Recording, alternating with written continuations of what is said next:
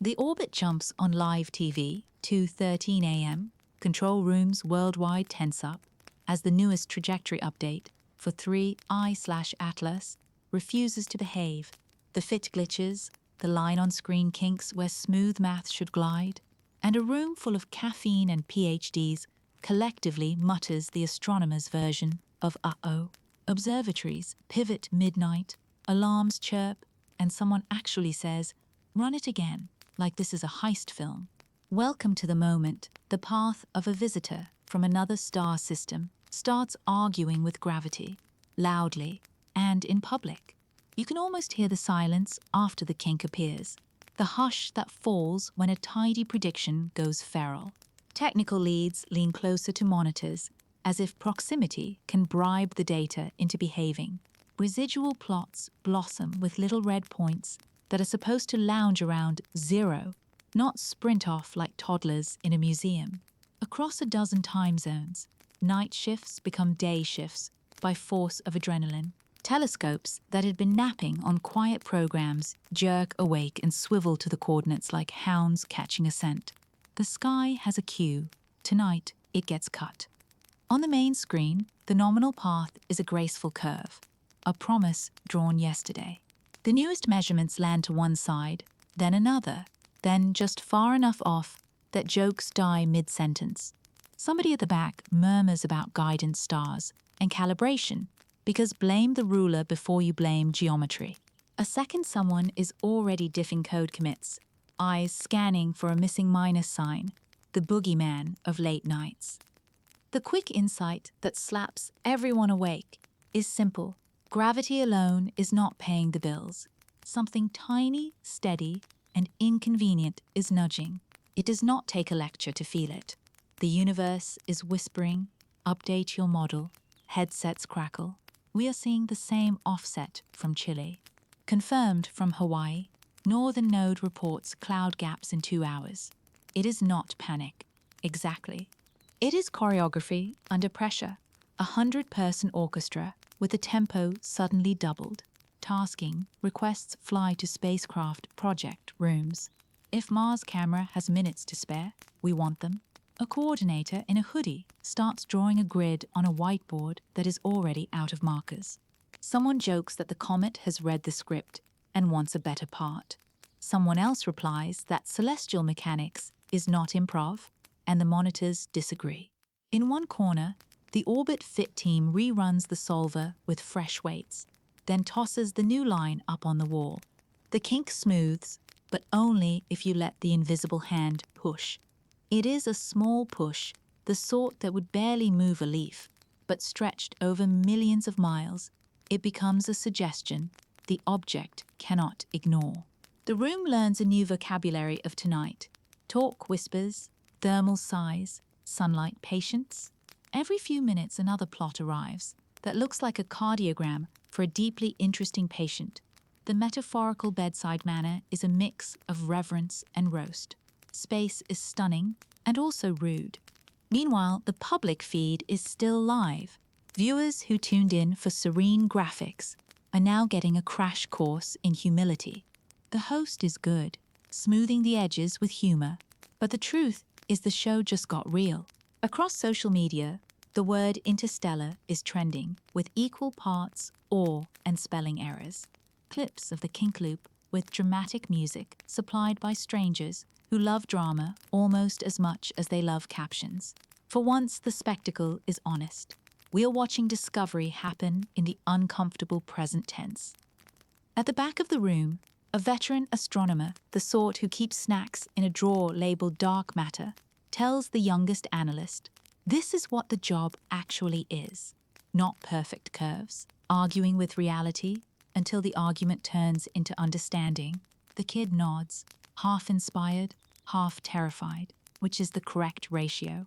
A runner drops off updated weather for 3 sites, including a note that one dome is icing up. The sky is cooperative, except where it is petty. The universe enjoys timing like a prankster god. The call tree expands. Regional observatories are asked to shift their schedules, and small, heroic amateur stations join the net, offering precise timestamps that do not care how fancy your mirror is. The wealth of angles trims uncertainty the way a barber fixes a panic haircut. In the software, constraints tighten, assumptions loosen, and the orbit solution stops pretending to be classical ballet and leans into modern dance, still graceful, just with more elbows. What makes the night visceral are the little human beats.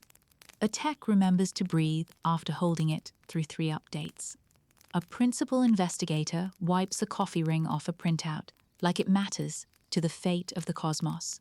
A data engineer whispers thanks to a server rack for not choosing tonight to retire. Someone laughs for exactly 1 second when a printer jams, because the ritual demands a sacrifice. In the corner, a clock ticks with the authority of a metronome. Outside, the real starfield does its ancient glitter routine, unmoved by our hand-wringing, yet strangely collaborative. Another solution lands. The line bends differently now, not a kink, but a suggestion, like the comet shrugs and says, "Fine, you figured it out." No one cheers. Relief in this world is quiet, a weight redistributed. The lead calmly says, "We will post an update with expanded uncertainties." Translation, we are smarter, but not smug. The universe can still surprise, and we prefer it not schedule those surprises at 2 in the morning. But we will take what we get. In the minutes that follow, strategy shifts from pure reaction to measured pursuit. Windows for follow-up are locked, priority lists reshuffled, and a short, sharp statement is drafted that will be passed by everyone, from school kids to late-night comedians. The message will say, in polite prose, that this visitor is more lively than expected and that our tools are keeping up. It will omit the part where several people just aged 5 years and loved it. By 3:30, the room looks like a party after the music stopped. Cups, cables, the faint ozone of effort. The comet is still out there, tracing its complicated truth. The team is still in here, choosing to meet it where it lives, not in the certainty of forecasts, but in the stubborn elegance of new evidence. Astronomy advertises wonder. The fine print is work. Good evening, curious minds. Science doesn't need to shout to be fascinating. Sometimes, it's best enjoyed the way you'd enjoy a late-night conversation, quietly, with a cup of tea, and maybe the soft hum of a fan in the background. Before we begin, leave a comment and tell me where and when you're tuning in. And if you find yourself learning something new as you drift towards sleep, consider subscribing. No pressure, only if you enjoy these calm journeys through the universe. Now, let's continue. Next, we rewind just enough to set the stage for how a few stray pixels became a passport from another sun, and how you can misplace a comet in a sky that is mostly empty and still somehow crowded. Chapter 2: How do you lose a comet in space? We rewind only slightly to show how the discovery unfolded, the first faint streaks tagged by survey software, and how a few pixels became a passport from another sun, and how you can misplace a comet in a sky that is mostly empty and still somehow crowded. Chapter 2: How do you lose a comet in space? We rewind only slightly to show how the discovery unfolded, the first faint streaks tagged by survey software, and how a few pixels became a passport from another sun. Think of the galaxy as a cosmic lost and found. Interstellar comets are the odd socks that do not match any drawer. The key insight is simple and ruthless. An object counts as interstellar when its path is a one-way ticket. The curve does not loop. The story does not circle back. It is a hyperbolic route that refuses to close. Picture a quiet night on a mountain where the telescope does not wear a cape, but absolutely works superhero hours. The camera takes a long breath of starlight, then another, building a time-lapse of the sky's heartbeat. On those frames, a million stars pose politely. Anything that shifts position between exposures is either a nearby wanderer or a misbehaving pixel, pretending to be one. The pipeline is where manners end. Fresh images dive into code that never sleeps, a ruthless bouncer, separating the genuine movers from the fakes. Airplane flashes, satellite scratches, and cosmic rays try to sneak past like party crashers. The algorithm has seen every excuse. From this chaos, the software pulls tracklets, tiny dotted lines across time. Here at minute 1, a bit over there at minute 2, farther still at minute 3. With 3 or 4 points that line up cleanly, you get a candidate with a pulse. Too few points, and it is gossip. Too many inconsistencies, and it is art, not science. Tracklets from one telescope mean hope. Tracklets confirmed by a second sight mean upgraded hope with snacks. Detection is only the appetizer. The main course is linking those tracklets across nights when weather sulks, the moon hogs the spotlight, and the comet itself plays shy near the horizon. The planet turns while you sleep, which helpfully adds parallax to the measurements and unhelpfully moves the sky behind your scheduled patch. Observers chase through awkward hours, just before dawn, just after dusk, grabbing minutes as if the clock were a claw machine with slippery prizes. Every recovered point tightens the story. Miss a night, and the uncertainty blooms like a dandelion in fast forward. Meanwhile, the orbit team starts its favorite ritual, the initial fit, with a short arc of data. You can guess at a family resemblance. Is this a tame, bound member of the neighborhood? The kind that will dutifully swing around the sun and return for holiday visits? Or does it arrive whistling from far away, on a road that never bends back? The mathematics translates those little sky motions into a three-dimensional path, asking what invisible curve could produce exactly these breadcrumbs. When the best fit path wants more energy than the sun can leash, ears perk. When the inbound speed sits above the local escape speed by a comfortable margin, eyes widen. In plainer terms, it did not grow up here. Before anyone throws confetti, the pipeline goes into paranoia mode. All the boring villains get interrogated again. Was the timing exact, down to the last heartbeat? Were the guiding stars catalogued correctly? Or did a mislabeled beacon shift the whole frame like a prank? Did a satellite simmering just outside the field smudge the scene? False interstellar alarms are not unheard of, and the community would prefer to be right than dramatic. The candidate spends a few nights in scientific limbo, while telescopes, large and small, take turns measuring, confirming, and gently side-eyeing. One underrated hero in this chase is cadence, the rhythm of how often the sky patch is revisited.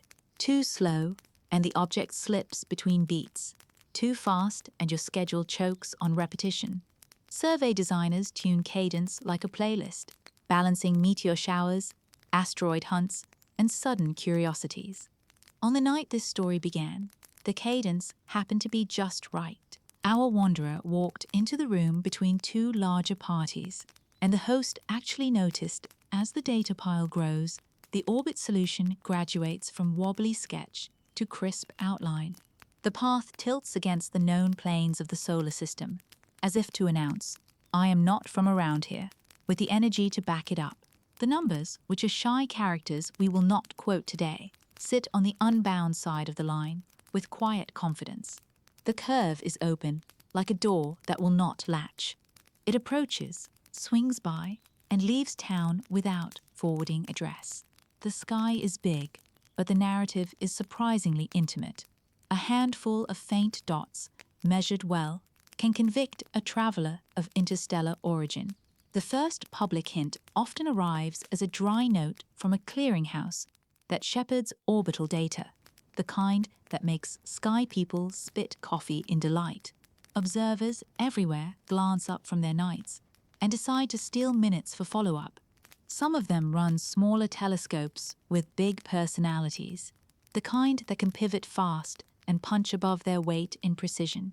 Others command larger mirrors that see fainter, farther, slower. Together, they stitch a net that no hoax can slip through. What makes the transformation from anonymous streak to certified visitor so addictive is how little the universe gives you. A few dozen photons per exposure, arriving after a long, cold journey, carry just enough information to trace a path through three-dimensional space and time. It is forensic astronomy, with dust motes for fingerprints. And when the solution says the path does not loop, you feel the scale of it in your chest. Somewhere beyond our quiet star, another nursery launched this object ages ago. It wandered the dark like a seed on the wind, and tonight it wandered into our story. The announcement, when it comes, is delightfully understated. No drumroll, just a calm statement that the candidate displays a non-closing trajectory consistent with a visitor between stars. Translation: the sock does not match any drawer. The lost and found just got more interesting. And now that we have the traveler logged, tagged, and confirmed, the next question is what to call it, and how that name gets minted without losing the wonder in a maze of forms and formalities. That, as it happens, is where we head next. Chapter 3, Naming a Stranger, 3IATLAS and the Bureaucracy of Wonder. A quick tour through how the labels work, why third interstellar is a big deal, and how a robotic sky camera named like a gym machine ended up with front row seats. Bureaucracy meets awe. Spreadsheets meet starlight. The moment a mystery streak becomes a real guest at the celestial banquet, the universe hands astronomy a form to fill out. It is not carved on a stone tablet. It is more like an inbox that never sleeps, watched by people who can pronounce arcsecond before coffee. The ritual is elegant in its own fussy way. First comes a provisional tag, the kind of backstage pass that says you are definitely in the building, but security would like to see a little more ID. Then, once enough measurements prove the path is not just a local joyride, the name graduates from placeholder to something that will ride on every paper, plot, and conversation for decades. Enter the designation that sounds like a spy code, and a library card had a child. 3I. The letter stands for interstellar, a whole category now that we have more than one. The number means this is the third member to earn that passport. It is not a vibe. It is a membership count. 1I and 2I open the door. 3I makes it a club with a coat rack. Numbers are dry until you realize they are milestones. The first says it happened. The second says it was not a fluke.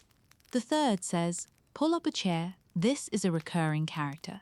Once the category tag sticks, there is the matter of an actual name, and this is where romance and administration strike a truce. In the modern era, many discoveries are made by big surveys with acronyms that sound like exercise equipment. Atlas, in this case, is not a mythic figure shrugging under the sky, but an automated telescope system with a talent for catching moving things before they become the sort of headline that ruins a Tuesday. It is practical, relentless, and refreshingly unpoetic until you remember that catching a grain of darkness sliding across the night is a poem by other means. The naming convention nods to discoverers in a way that keeps the world from drowning in pet names.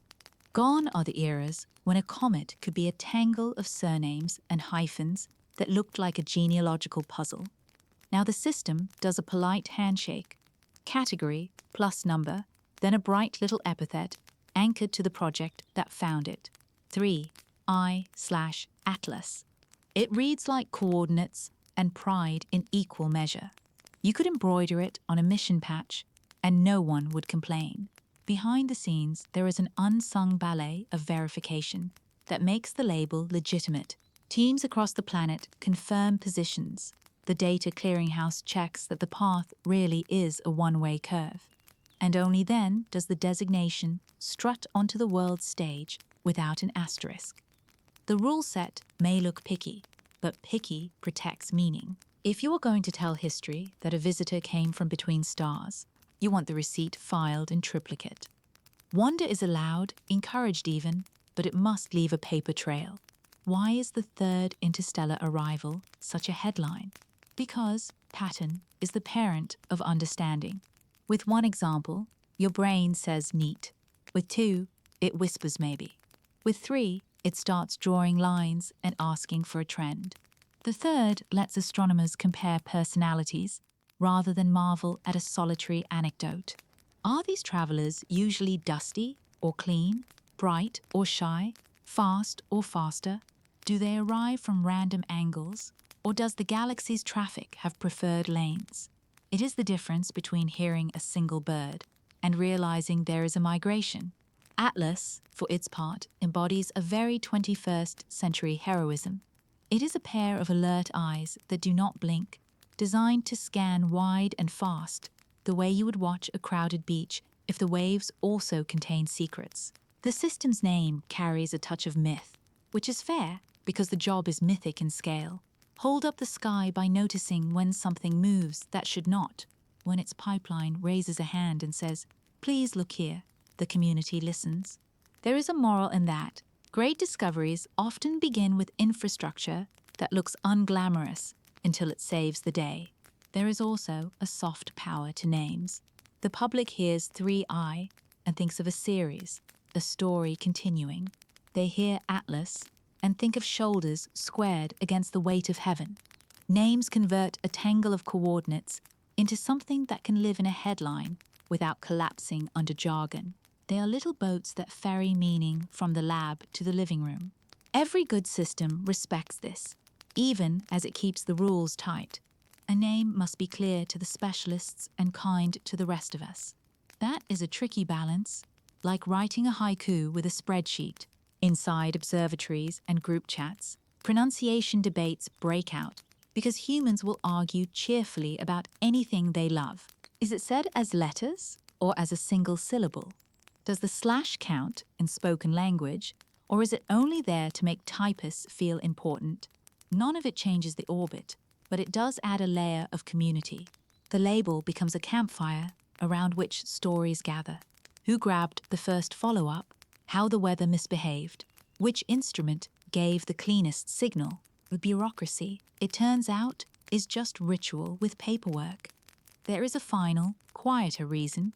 The third interstellar name matters. It signals maturity.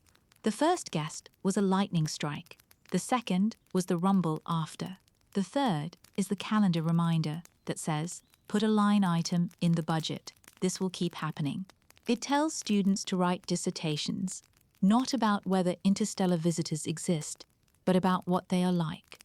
It nudges the field from surprise toward practice, and practice is how you get from wonder to wisdom, without losing the wonder. So yes, the label is tidy, and the process is formal, and somewhere a database is very proud of itself. But inside the neatness is a small gasp of awe. A stranger crossed the dark, and we caught its name before it left. Next, we will talk about the contract we think gravity offers and the loopholes nature uses to negotiate. Because every tidy rule in the sky comes with an asterisk in fine print. Chapter 4, Gravity's Contract and the Loopholes. Imagine the universe handing you a tidy agreement written in the ink of Newton and signed by every planet. If you tell me where and how fast an object is moving, I will tell you where it will be later. It is the cleanest deal in science, a promise that turns night skies into clockwork. The clauses are simple. Mass attracts mass. Paths curve into ellipses or parabolas, or, for visitors that refuse to settle down, open arcs that never return. Predictability is the headline. You measure, you calculate, and the cosmos keeps its appointments like a punctual librarian. Then you flip to the back pages and find the fine print. Comets, it says, reserve the right to behave like leaky kettles with opinions. They carry buried ices that wake as they warm, venting gas and dust in invisible sighs or flashy geysers. Those vents act like tiny thrusters, not powerful by human standards, but relentless by celestial ones. The contract is still valid, but the handwriting is messier. Gravity remains the judge. Comets hire their own attorneys. Start with outgassing, the polite word for cosmic fizz. A comet nucleus is not a tidy snowball. It is a lumpy world stitched from ancient grains and frozen volatiles, riddled with pores, fractures, and stubborn shadows. As sunlight reaches the surface, the top layers heat unevenly. Ices tucked under darker crusts vaporize and race for freedom through cracks. Picture steam finding the easiest route out of a sealed pot. Now tip that pot on a slowly spinning turntable, and you have the idea. The escaping gas pushes back on the nucleus, a recoil so small you could never feel it in your hand. Yet over weeks and months, it edits orbits with the patience of a copy editor who bills by the hour. These jets are not evenly spaced or consistently strong. They are patchy, seasonal, and moody. One vent might wake at dawn on the comet and nap by its afternoon. Another might roar for a day, and then one grain of dust collapses a throat and it wheezes. The spin matters because a jet on a rotating body becomes a moving engine. If the nucleus twirls like a slow baton, the thrust traces a repeating pattern across space, sometimes pushing along the orbital track, sometimes shoving inward or outward, sometimes nudging above or below the plane. You can think of three basic directions for the mischief: forward and back, side to side, and out of the sheet where the path lies. A comet uses all three the way a mischievous cat uses every shelf in your house. While gas does the heavy lifting, dust plays stage magician. Sunlight is gentle, but photons carry momentum. And when you shower a grain with light forever, the tiny taps add up. Radiation pressure is the universe's slow clap. Big chunks ignore it. The smallest motes surf it like carefree tourists. The nucleus itself is too hefty to be pushed much by light in a short time, but the dust leaving its surface shapes the coma and tail in ways that complicate how we find the true center. Misplace the center by a whisper, and your lovely gravitational solution gets a little drunk. The optics tell one story, the mass tells another. Good teams listen to the mass. There is a thermal trick too, the lag between absorbing heat and re-radiating it. A sunlit surface warms, then radiates infrared energy later, more on one side of the spin than the other. Over very long times, this can act like a persistent nudge, a cousin of the gas jets.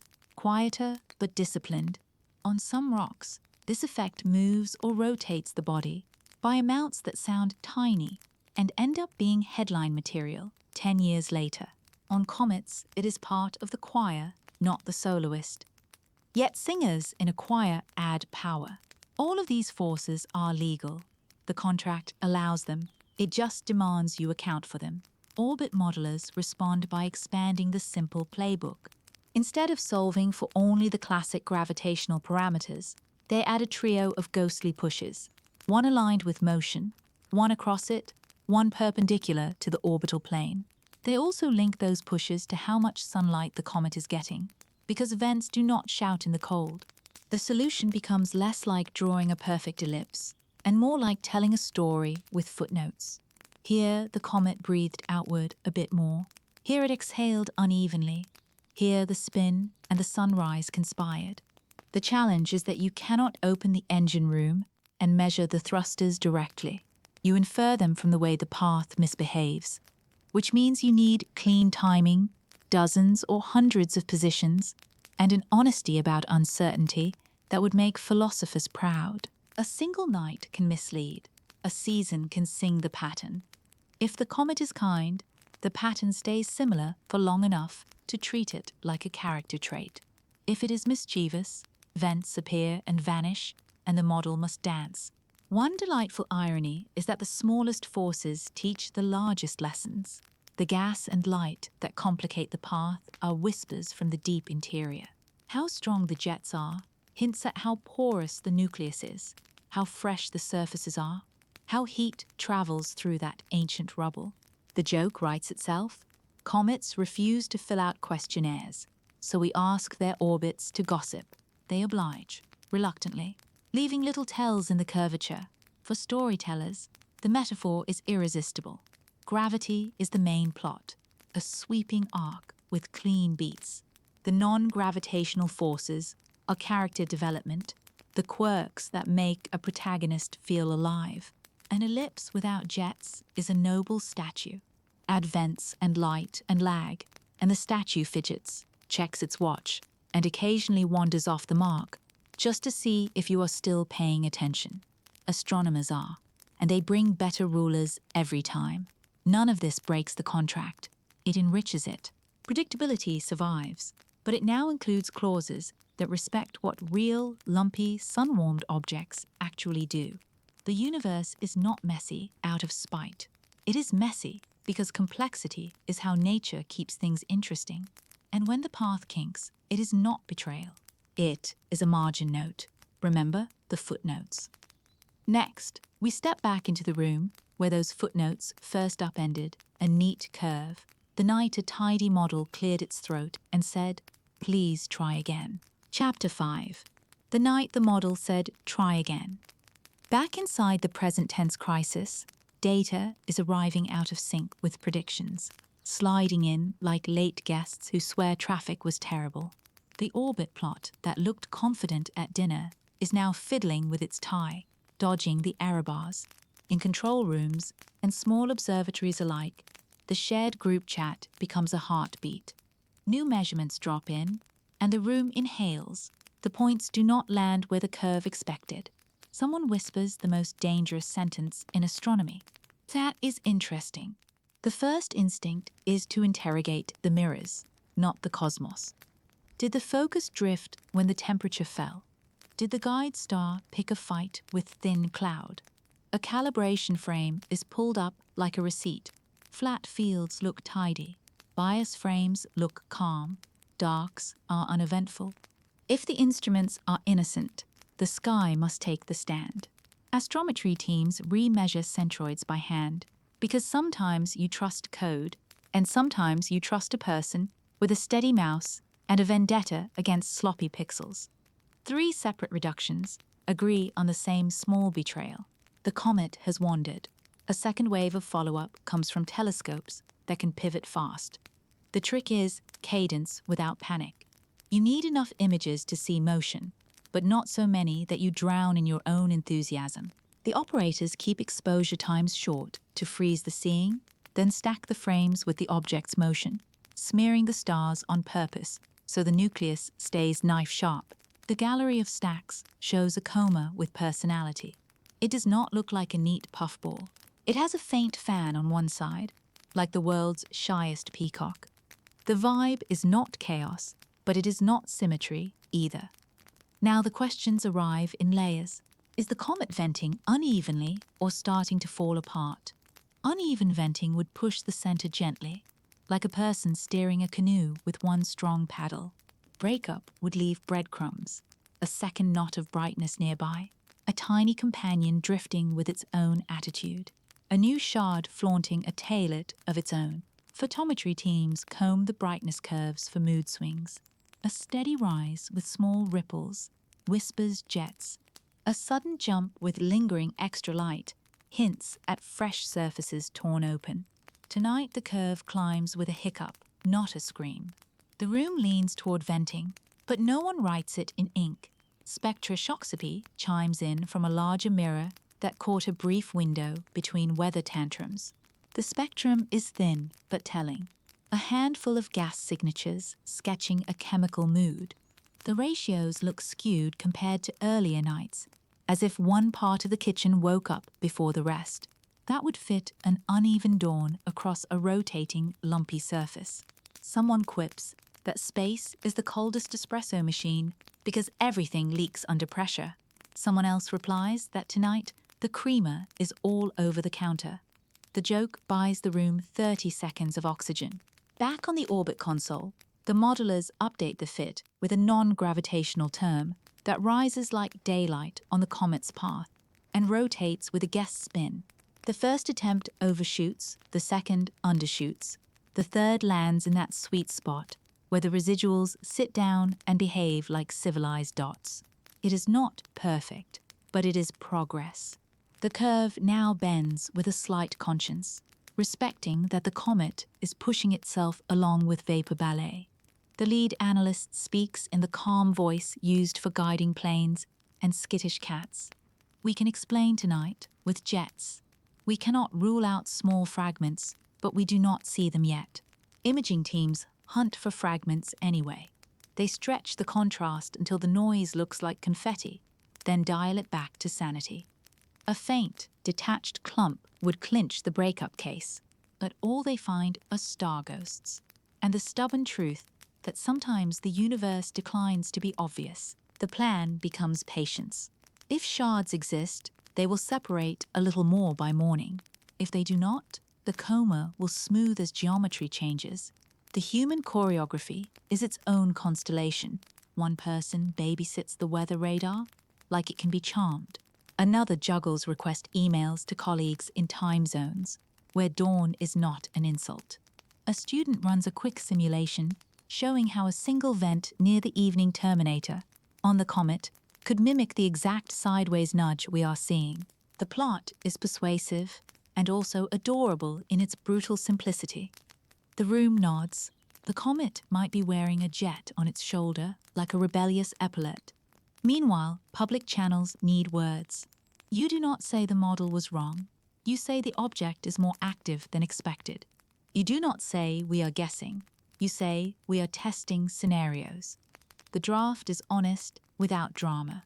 It explains that new forces are being included, that fresh observations are cued, that the situation is evolving.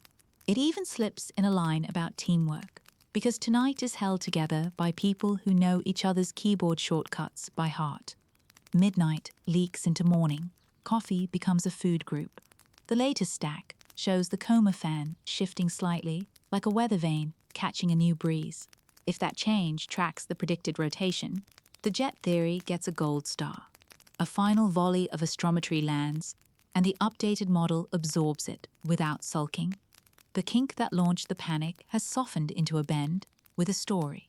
Gravity still leads, but the comet is writing notes in the margins. By the time the sun bullies the stars off the stage, the crisis has been filed under lesson learned.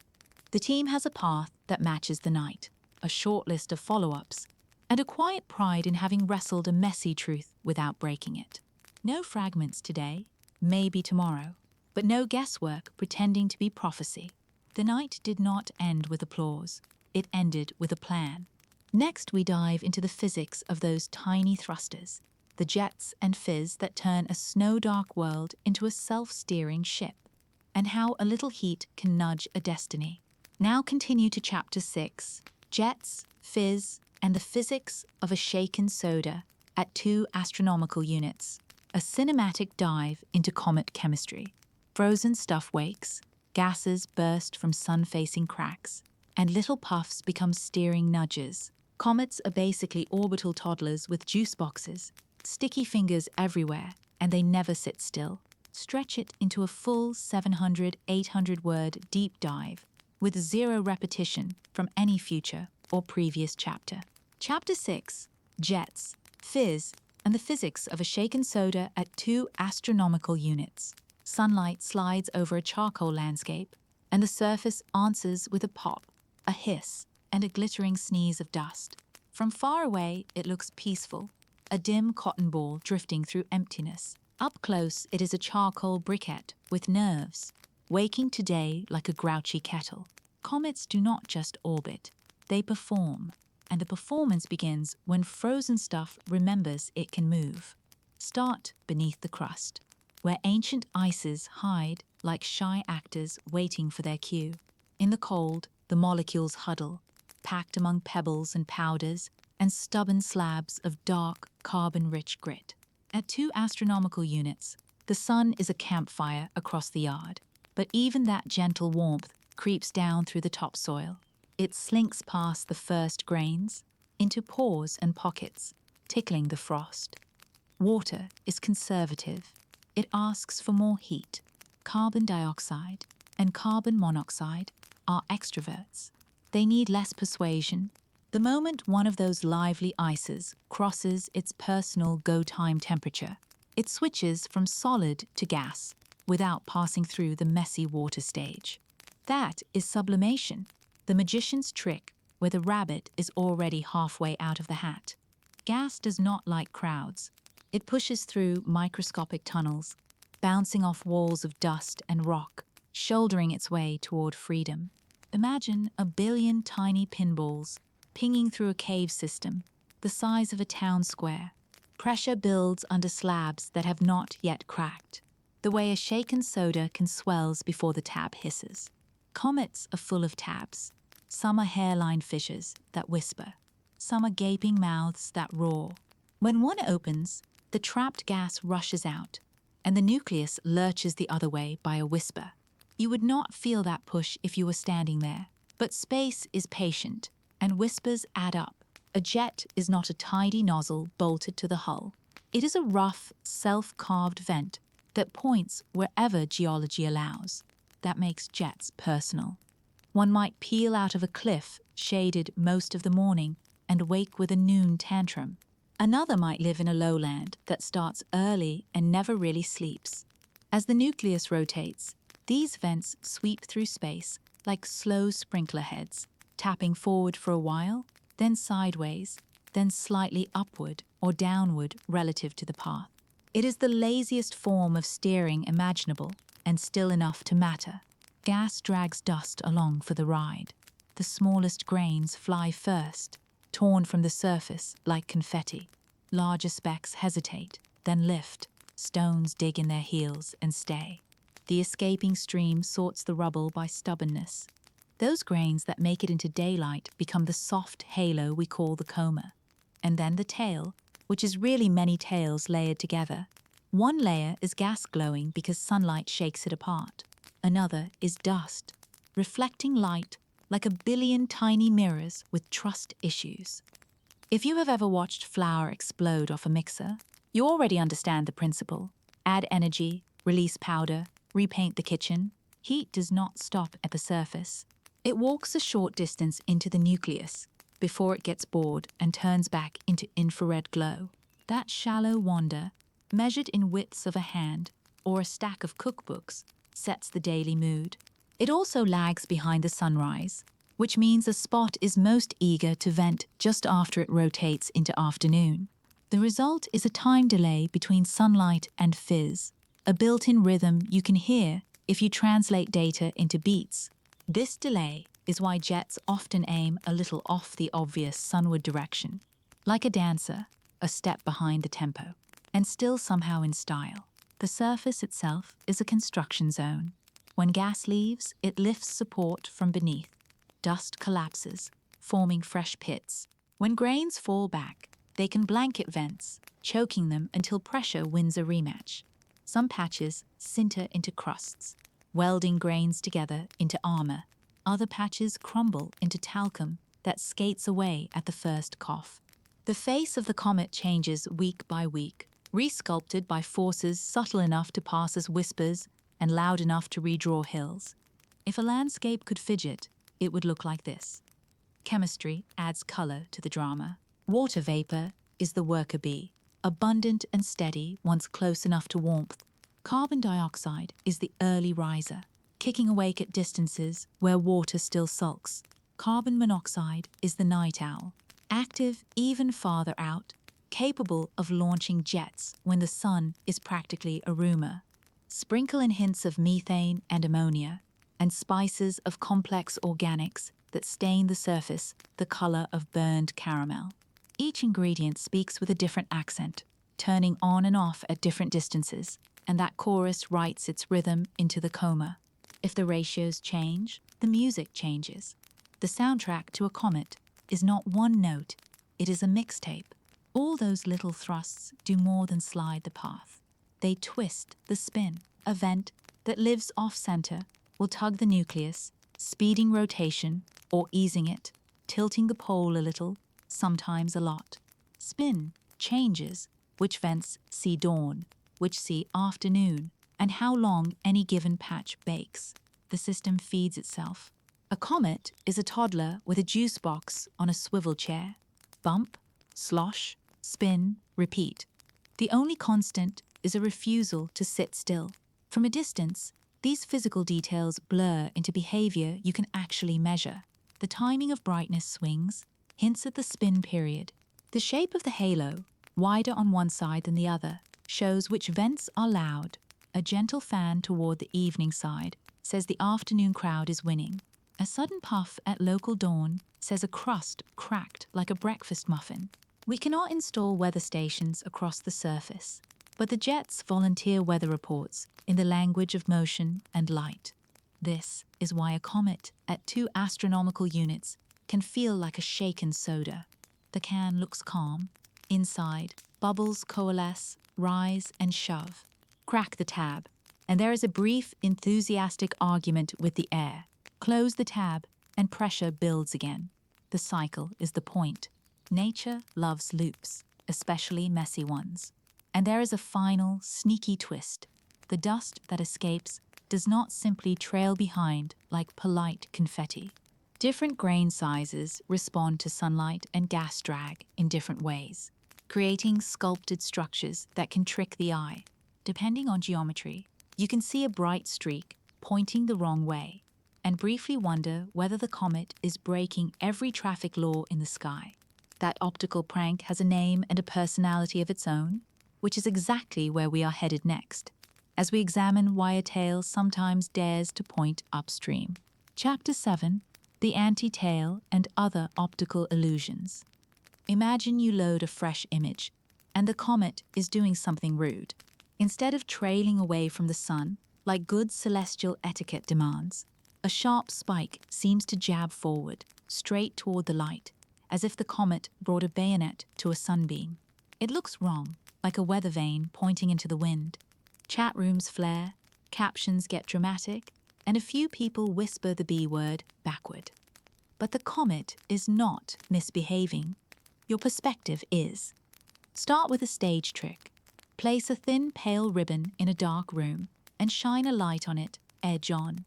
From one seat, it is a vague fan. From another, it turns into a bright, needle-straight line. Comets carry exactly such ribbons, but made of dust. Over weeks, the nucleus sheds grains that are too big to be flung far by sunlight. They loiter near the comet's path, like breadcrumbs along a trail. That breadcrumb lane hugs the orbital plane, a nearly flat sheet. Most nights, we look at the sheet from above or below and see a broad, ordinary tail. On rare, glorious nights, Earth crosses that plane and our view slides edge on. The sheet collapses in perspective into a razor, and that razor can appear to stick out on the sunward side. That is the anti-tail, not a physical spear toward the sun, but the flat dust lane seen side on, sharpened by geometry. Light itself contributes mischief. Dust scatters sunlight, best when you look almost straight past the sun, like seeing motes burst alive in a sunbeam through a window. At certain angles, grains in the dust sheet blaze with extra sparkle. The effect is forward scattering, which sounds like a sports tactic and behaves like one, boosting brightness exactly where your intuition says it should be dim. Combine edge-on geometry with forward sparkle, and a modest dust lane turns cinematic. A luminous needle apparently aimed upstream. Illusion 1. Solved. Second optical trick borrows from road mirages. The coma, that fuzzy atmosphere around the nucleus, is not a uniform fog. Jets carve subtle shelves and ramps in brightness. Stretch the contrast dial too hard, and your software promotes gentle gradients into hard edges. What was a soft fan becomes a believable spike. This is not deceit. It is your image processing taste buds over-salting the soup. Astronomers therefore do something very unglamorous before they post a pretty picture. They check the spike survives under several stretch choices and with different background estimators. If a feature only exists at one particular slider position, it belongs to your sliders, not the sky. Now to the part that actually threatens our homework. Illusions can mislead measurements. Orbits are solved from positions, which means you must decide where the comet is, not where the brightest fuzz suggests. The true center is the nucleus, the pebble with mass. But cameras see center of light, and the light can be bossy. An anti-tail concentrated on one side can tug the photocenter a little sunward. A jet can drag the centroid sideways. Even the star field can pick sides. A crowded background, trailed by non-sidereal tracking, can bias the fit if subtraction leaves ghosts, so the game becomes separating the actor from the stage fog. Observers switch to filters that emphasize gases, which glow in tight bands, and trace closer to where the nucleus actually sits. They shrink photometric apertures to hug the core, measure how the centroid marches as the circle grows, then extrapolate inward to where dust contributes least. They build a model coma, a gentle slope that falls with distance, subtract it, and remeasure the stubborn point left behind. They use tiny, rapid exposures to freeze seeing, then stack along the comet's motion so stars blur into harmless streaks. On the largest telescopes, adaptive optics tightens the point spread into something that looks less like a cotton ball tossed by a fan, and more like a point atop a glow. All of that work exists so one coordinate. The nucleus position does not slip by the width of a pixel and tell a beautiful lie. There is also a mapmaker's trick with mouthfuls for names. Draw families of curves that show where dust of one size, released at one time, ought to be found later. Those families sketch elegant skeletons through the coma and tail. If the bright needle aligns with the template for the orbital dust sheet, you are seeing the plane edge on. If it lines up with the newest, finest dust, you are looking at a lively jet. If it refuses to match either, you revisit your assumptions about the timing, the grain sizes, and the processing. In other words, you ask the picture to explain itself twice before you let it near the orbit file. Even the calendar matters. Anti-tails most often pop when Earth crosses the comet's orbital plane, a predictable appointment. Observers flag those dates in advance because they know the universe will try a magic trick, and they would prefer to arrive with the solution already scribbled on their palm. They also plan for phase angles, the Sun, comet, Earth geometry, likely to trigger that extra dust sparkle. On those nights, everyone stares harder and measures twice. Why does any of this nuance earn midnight pizza? Because a biased position is a slow poison. A few arc seconds in the wrong direction tonight grows into a meaningful miss next week. Predictive plots drift, follow-ups fail, and the story bends for reasons that have nothing to do with physics and everything to do with a glamorous illusion. The fix is neither heroic nor mysterious. It is boring in the best way. Smaller apertures, more filters, multiple reductions, and a stubborn refusal to let pretty pictures drive the bus. The payoff is real. Do this right, and you can watch the anti-tail fade as Earth slips out of the orbital plane, see the coma resymmetrize as a jet turns out of view, and feel the photocenter settle exactly where the mass demands. You are no longer fooled by the trapdoor because you helped build the stage. Next, we trade illusions for parallax and call in a vantage point that does not share our view at all. Mars. When two worlds watch the same wanderer from different seats, geometry stops playing tricks and starts giving answers. Chapter 8. Mars looks back. Mars blinks awake to the same guest we have been watching. Only the view from that red balcony is tilted, skewed, and priceless. Spacecraft near the planet turn their cameras and radio antennas, and suddenly the sky becomes stereo. What looked like a small sideways drift from Earth's living room now reveals depth, like a coin finally lifted off a table. Triangulation is the quiet hero here. 2 vantage points, 1 problem, and the orbit solution stops guessing which way is up. From the Earth side, observers had been plotting a graceful line that kept developing a personality. From the Mars side, the line arrives with an offset that is not a problem but a gift. Parallax is the geometry teacher who shows up with a tape measure the size of a planet. With Earth on one end and Mars on the other, you have a baseline you could brag about at any astronomical dinner party. The comet's position against the star field differs by a sliver from each world, and that sliver, measured with patience, collapses the uncertainty like air out of a balloon. The choreography is beautiful because it is inconvenient. Mars has its own weather, thank you very much. And dust storms are not shy about photobombing. Spacecraft have schedules packed with science plans, engineering chores, and the occasional survival maneuver. Ground teams negotiate windows like theater managers, swapping stage time. A probe in orbit might snag a handful of images with the planet's limb as a reference, then pivot to relay data for a rover. Deep Space Network dishes. Book time for radio passes that, in a better universe, would stretch for hours, and in this one, arrive as tight, carefully engineered sprints. When the passes do arrive, the measurements are not just pictures. Navigation teams pull a trick called very long baseline timing across interplanetary space. Two widely separated antennas on Earth listen to the spacecraft's radio signal as it streaks past the comet's sky position. Tiny differences in arrival time, calibrated against quasars that pretend to be fixed pins in the vault, tell you where the spacecraft is pointing. With a precision that feels almost rude, fold in the images from Mars orbit, add the Earth-based photometry, and the orbit modelers update their filter. Covariance ellipses, those polite ovals that admit how wrong you might be, shrink in a gratifying way. The plot on the wall looks like someone finally tightened a belt. What changes in the room is tone. Earlier, it was what is happening. Now, it is how far will this deviation run if we let it. Predictive maps gain contour. Forecasted positions stop slouching and stand straight. Observation requests become surgical. Point here at this minute. You will see the calmer lopsidedness. Point there 2 hours later. The photo center will be here, not there. The language of maybe yields the stage to the language of within this range. It is the difference between hoping for a bus and knowing which door it will use.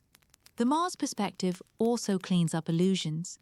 Features that look like spears or fans from Earth's angle appear as gentle sheets from the other side, and the nucleus's true location steps out from behind its scarf of light. With two viewing lines slicing through the same three-dimensional fog, you can solve for what is real and what was merely our seat in the theater. Even the simple act of seeing the coma brightness curve from a different phase angle, another way of saying another sun, comet, observer geometry, untangles the way dust scatters light. That feeds back into how you locate the center, which feeds back into the orbit. The loop tightens. There is a comic side to all this rigor. Somewhere, a planner is juggling spacecraft pointing limits that sound like advice from a yoga instructor. Do not twist past this angle. Do not stare too close to the sun. Do not forget the star tracker likes calm fields, not glittery messes. Meanwhile, a small telescope on Earth texts the group chat with a perfect streak of images taken from a backyard where the only constraint was a cat refusing to vacate the warm laptop. Space exploration, equal parts billion-dollar antenna and borrowed lawn chair. Then comes the moment everyone wanted, the first combined fit prediction that survives fresh data without flinching. A Mars orbiter takes an image when the model says the comet should be a smidge left of a certain star. There it is, left by exactly that smidge. An Earth-based array repeats the test hours later and gets the same polite compliance. Even the radio timing agrees, like three witnesses telling the same story. You can feel the collective exhale. The deviation from a gravity-only path is real. It is measured, and, most importantly, it is now predictable. With prediction comes freedom. Teams schedule denser time series to catch subtle twitches. The large telescopes that guard their minutes like dragons suddenly see value in giving you a handful more, because your target will be right where you say it is. Spacecraft planners agree to another skim of imaging during a quiet orbit segment because the payoff to the navigation community is clear. The modelers push their parameters, exploring whether the small, steady shove prefers a long track, cross-track, or out-of-plane directions that, if you visualize them, look like three invisible guitar strings the comet can pluck, and the narrative shifts again. The suspense is no longer about surprise, but about extent. How long will this gentle nudge remain gentle? Will it taper as distance grows? Or will a new behavior wake up and add its signature? The audience now understands the stakes. Not danger, but knowledge. Every additional night, watched from two worlds, peels away one more layer of ambiguity. Every radio pass that lands cleanly writes another decimal into the ephemeris that future observers will bless when the comet is faint and dusk is not kind. In the quiet, after the busiest window closes, a Mars camera sends down a final set, a tiny bead against a ruddy sky, the visitor framed by a foreign world that, tonight, acted as our partner in triangulation. It feels like a nod across the void. Two planets, one object, one solution that is better than either could muster alone. The next question, naturally, is the source of the shove we have now measured so well. Some of it is dust playing with light, gentle but persistent. And that brings us to the smallest bullies in the universe, the ones that push without touching, the moment when light itself goes to work. Chapter 9. When light pushes rocks. Sunlight looks harmless until you give it a target the size of a sand grain. Then it turns into a very polite bulldozer. Photons arrive with no mass you can put on a scale, yet each one carries a pinch of momentum. And when countless pinches tap the same speck all day, every day, the speck takes the hint. The push is tiny in the way a single raindrop is tiny. A storm is just a great many raindrops with a plan. The simplest way to feel it is to imagine a sailboat on a windless lake. Now, instead of wind, pour sunlight on the sail. The shove is so faint, you would not notice it in a minute, or an hour, or maybe even a day.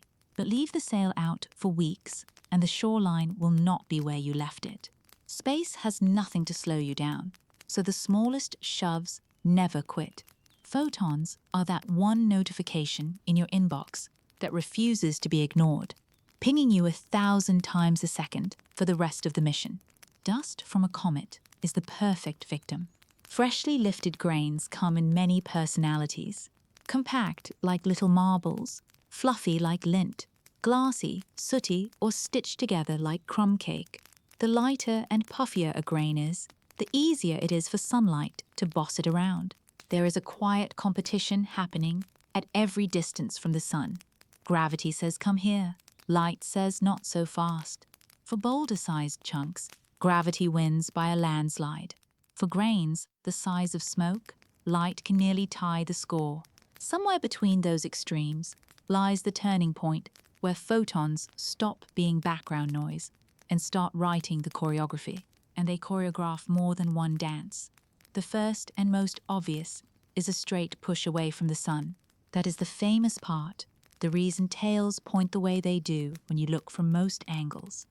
But there is a subtler move at play when grains absorb light from the sun-facing direction and then re-radiate the energy as heat in all directions. Because the comet and the grain are moving along their orbit, that re-emission leans a hair backward, acting like a gentle headwind. Over months and years, that headwind steals a little orbital energy from the tiniest specks, encouraging them to spiral inward toward the sun, on paths that are less dramatic, but surprisingly consequential. It is the cosmic equivalent of walking on one of those moving floors at an airport that is secretly a little slower than you think.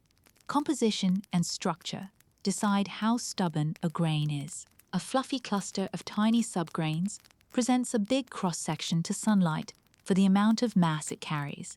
A compact bead presents less. The fluffy one is a dream for photons.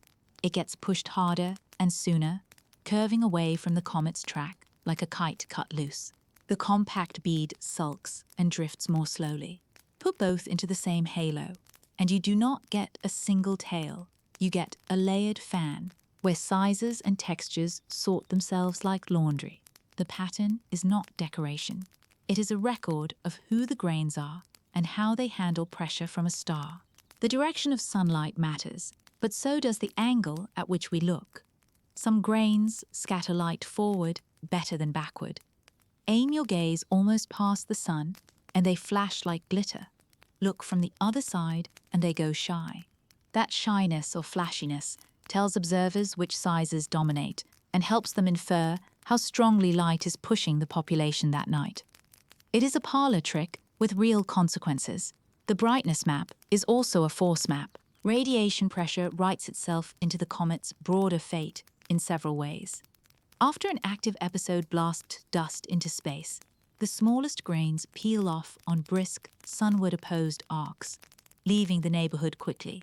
Slightly larger grains linger near the nucleus a little longer, becoming a short spine along the orbital path before they too drift. The laggards, pebbles, and bigger hang around and can even revisit the nucleus's path later, which is one reason meteor showers are a thing.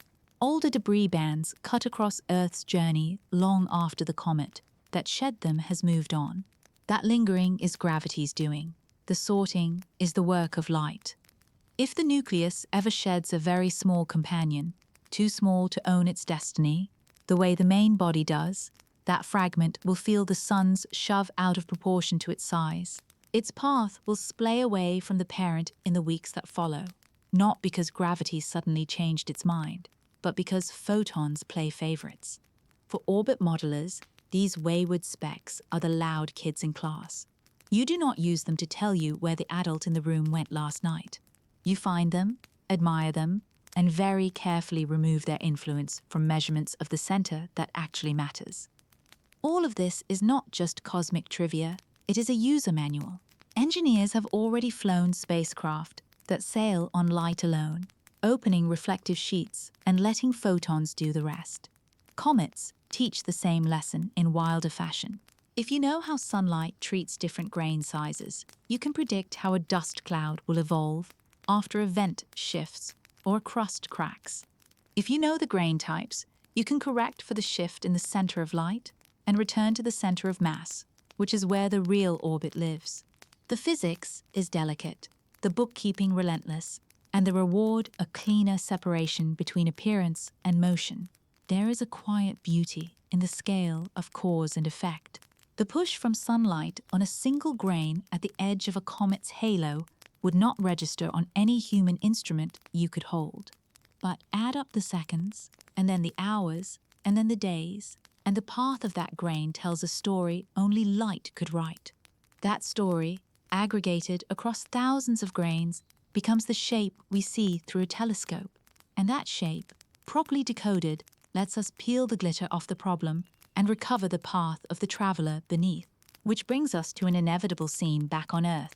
People gathered around residual plots, arguing cheerfully about which parameters belong in the model, and how strongly to believe them.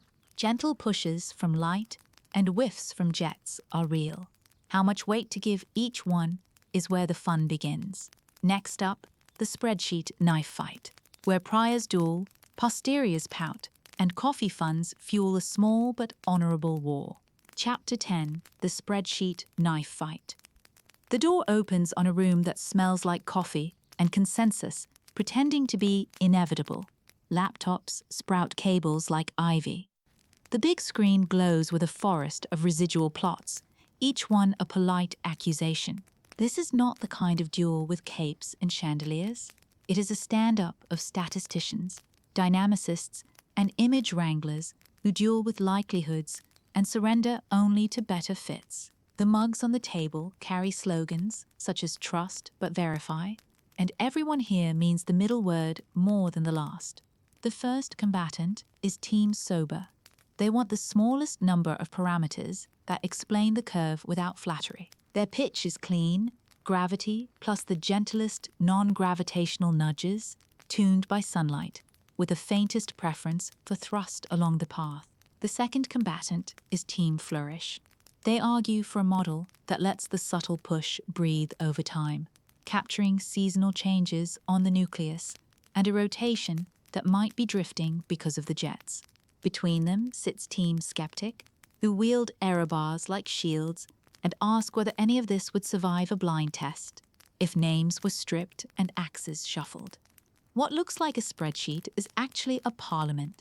Someone proposes a prior for how strong the jet force should be, based on the behavior of past visitors. Someone else raises a brow and says those past visitors spent their childhoods around a different star, so maybe let the data teach us. A dynamicist suggests a broad, humble prior that does not try to be clever. An observer counters with narrow, principled priors anchored in photometry that shows the coma's daily rhythm. The compromise is a set of priors wide enough to admit surprises and tight enough to prevent the model from reenacting a soap opera. The Bayesians bring out their favorite kitchen tools. We have the razor that says do not add ingredients unless dinner tastes better, and the spoon that stirs the posterior until it settles.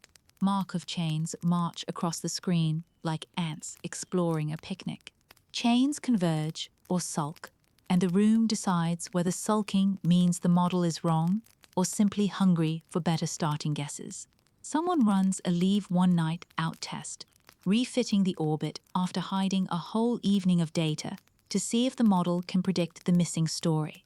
It is mostly right, gloriously wrong in one little place, and that one little place becomes the next hour of everyone's life. Politics here is nerdy and pure. A veteran proposes a hierarchical model that lets each telescope carry its own minor systematic bias, because not all eyes are equally fussy.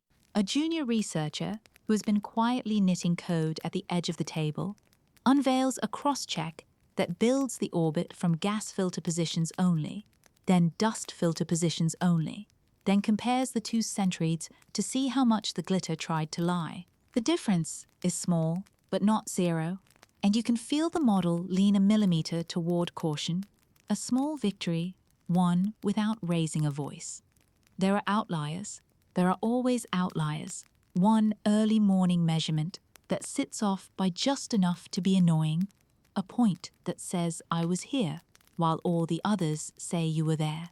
Do you downweight it as a probable glitch? Or is it the canary in the coma?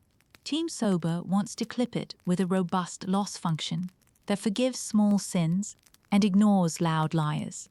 Team Flourish wants to keep it and expand the jet model a hair.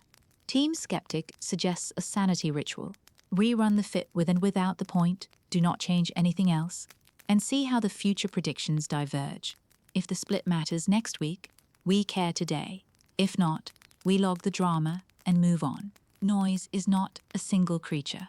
The seeing was soft on one site, sharp on another. One camera has pixels that like to gossip. One star catalog has a handful of positions that were measured on a windy night in a previous decade. The spreadsheet knife fight turns into a triage of uncertainties. Wait, this observatory slightly less, not because we distrust it, but because its nights sit under a dancing atmosphere. Inflate that night's timing uncertainties because the shuttle-logs were one heartbeat late. A good model is as much about whom to trust as it is about what to assume. Someone suggests a posterior predictive check. Draw fake data from the model and ask whether those ghosts look like the real sky. If the fake skies never produce the big fan we keep measuring, the model is missing a gear. The fake skies oblige. Some of them grow fans that resemble our images, and the room relaxes. Another test flies in. Compute the odds that a simpler model would have done just as well. A quiet comparison of evidences that lets the numbers decide whether the extra parameters earned their keep. Tonight, the numbers nod. Extra complexity bought honest improvement. We keep the knobs. Do not let the word collaboration fool you. There is style in the arguments. One camp color codes residuals like a weather radar and dares the others to unsee that storm front at dawn. Another camp draws everything in grayscale with old-school axes and claims the color was doing persuasion, not information. Someone brings snacks labeled placebo and active data. The jokes are dry, which is perfect for a field that lives on deserts and winter mountaintops. Between bursts of debate, the pipeline keeps humming. Unit tests pass. A merge request merges with the kind of ceremony usually reserved for ships. The group chat posts a screenshot of the newest forecast, and for the first time in a few nights, the uncertainty cones look like they have stopped smoking. An email drafts itself to the observers. The center will be here, within this gentle rectangle, and the coma may tilt north by a little. Please bring us your best stars. The verdict is not a trophy, so much as a treaty. A consensus model that admits modest non-gravitational pushes that flex with sunlight and rotation, telescope by telescope systematics accounted for, outliers handled with merciful rigor, forecasts that survive when fed new data. It is less romantic than a eureka moment and far more durable. The knife fight ends not with a victor, but with sharper knives and a shared cutting board. Now that the math has stopped arguing with itself, we can listen to what the material is trying to say. Chemistry waits in the wings, ready to tell us which ices woke first and what that implies about where this traveler learned its habits. Next up, stories written in ice, clues etched in dust, and a passport stamped by a very old, very cold kitchen. Chapter 11, Origin Stories, written in ice. The coma glows, not just with sunlight, but with memory. Every puff carries a whisper from the comet's childhood, a time before planets had manners, and disks of dust and gas argued about who would become what. If you want to know where a traveler learned its habits, you read its breath. Spectrographs turn that breath into fingerprints, lines and colors that tell you which ices woke up, which stayed asleep, and which complicated molecules tagged along like spices from a very specific kitchen. Alien here is not little green drama, it is a recipe card written in another star's handwriting. Start with the usual suspects, because their behavior sets the stage. Water is the steady worker, stubborn to start and loyal once warm. Carbon dioxide and carbon monoxide are livelier, willing to leap into gas at colder temperatures. Methane, ammonia, and an alphabet of complex organics add aroma. The balance among these tells you the freezer settings in the nursery where the comet formed. A mix, heavy in the early rises, says the birthplace was chilly, even by cosmic standards. A brew where water dominates early suggests a neighborhood with warmer flashes, perhaps closer to a young star, perhaps after a shockwave rolled through and reset the thermostat. The point is not one ingredient, it is the blend. The way a soup tastes different when you caramelize the onions first.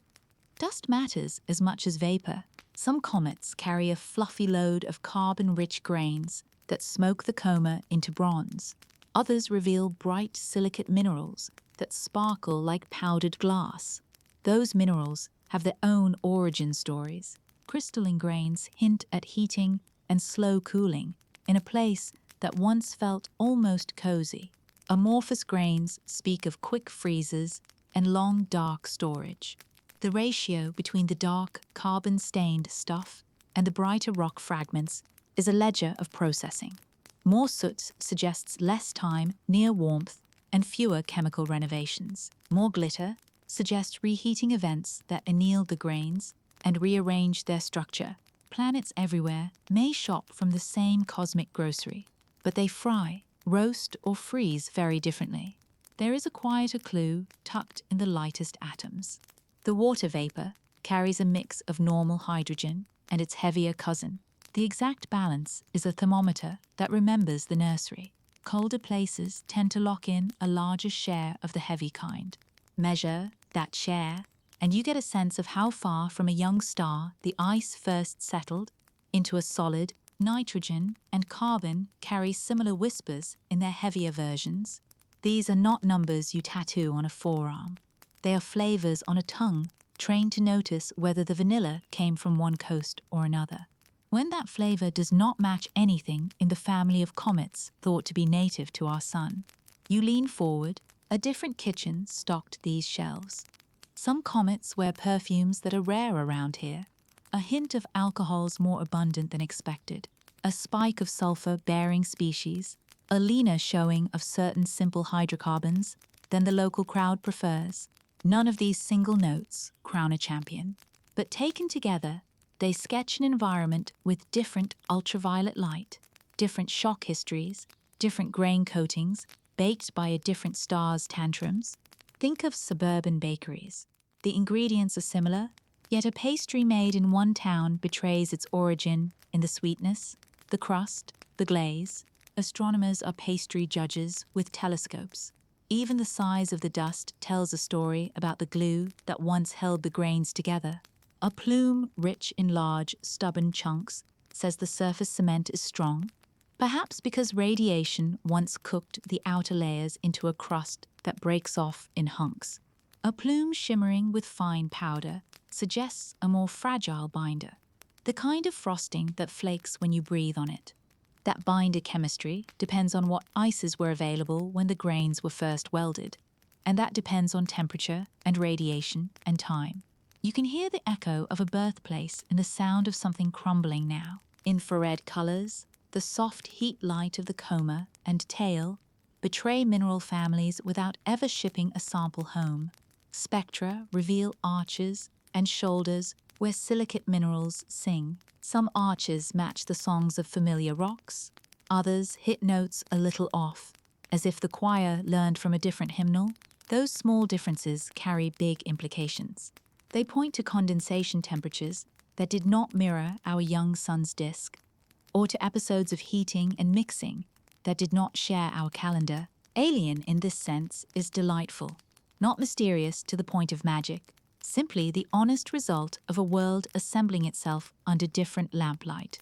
There is romance in the organics too. The dark crust that makes many comets look like charcoal owes its color to long chains of carbon-rich molecules cooked by light and time. The exact recipe varies. Some places favor oils that stubbornly refuse to evaporate. Others grew waxier films that crack and peel. When we see certain rings and chains in the gas that lifts off, we know the surface pharmacy carried stock that our local comets do not emphasize. It does not make this traveler more important.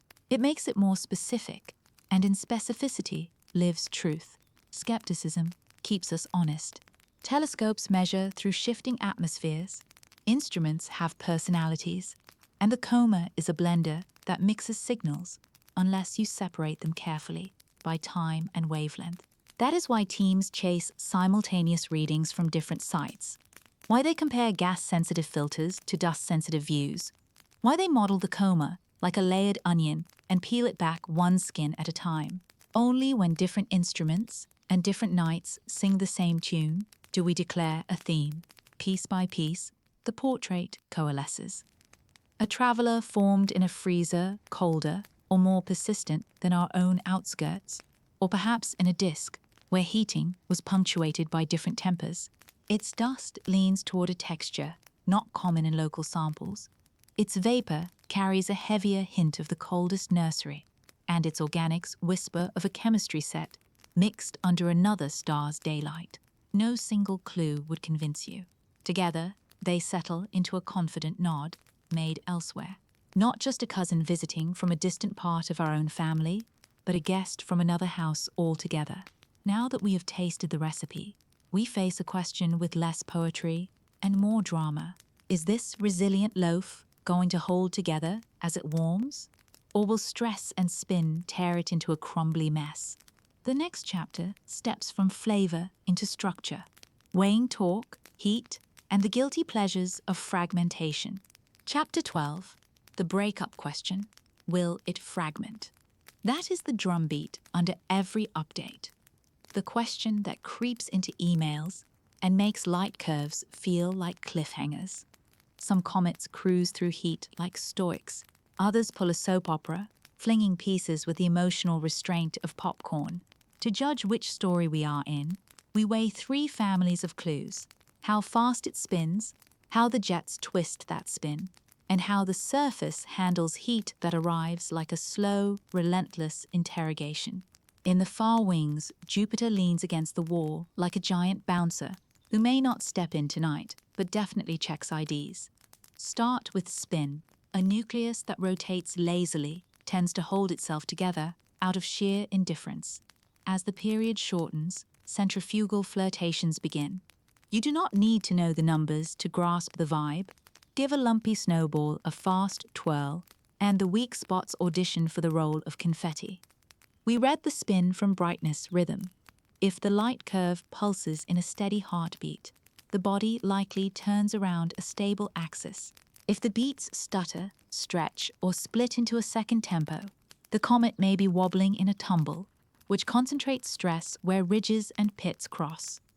A rising amplitude in the light curve hints that the shape is elongated or that fresh topography is growing as pits deepen.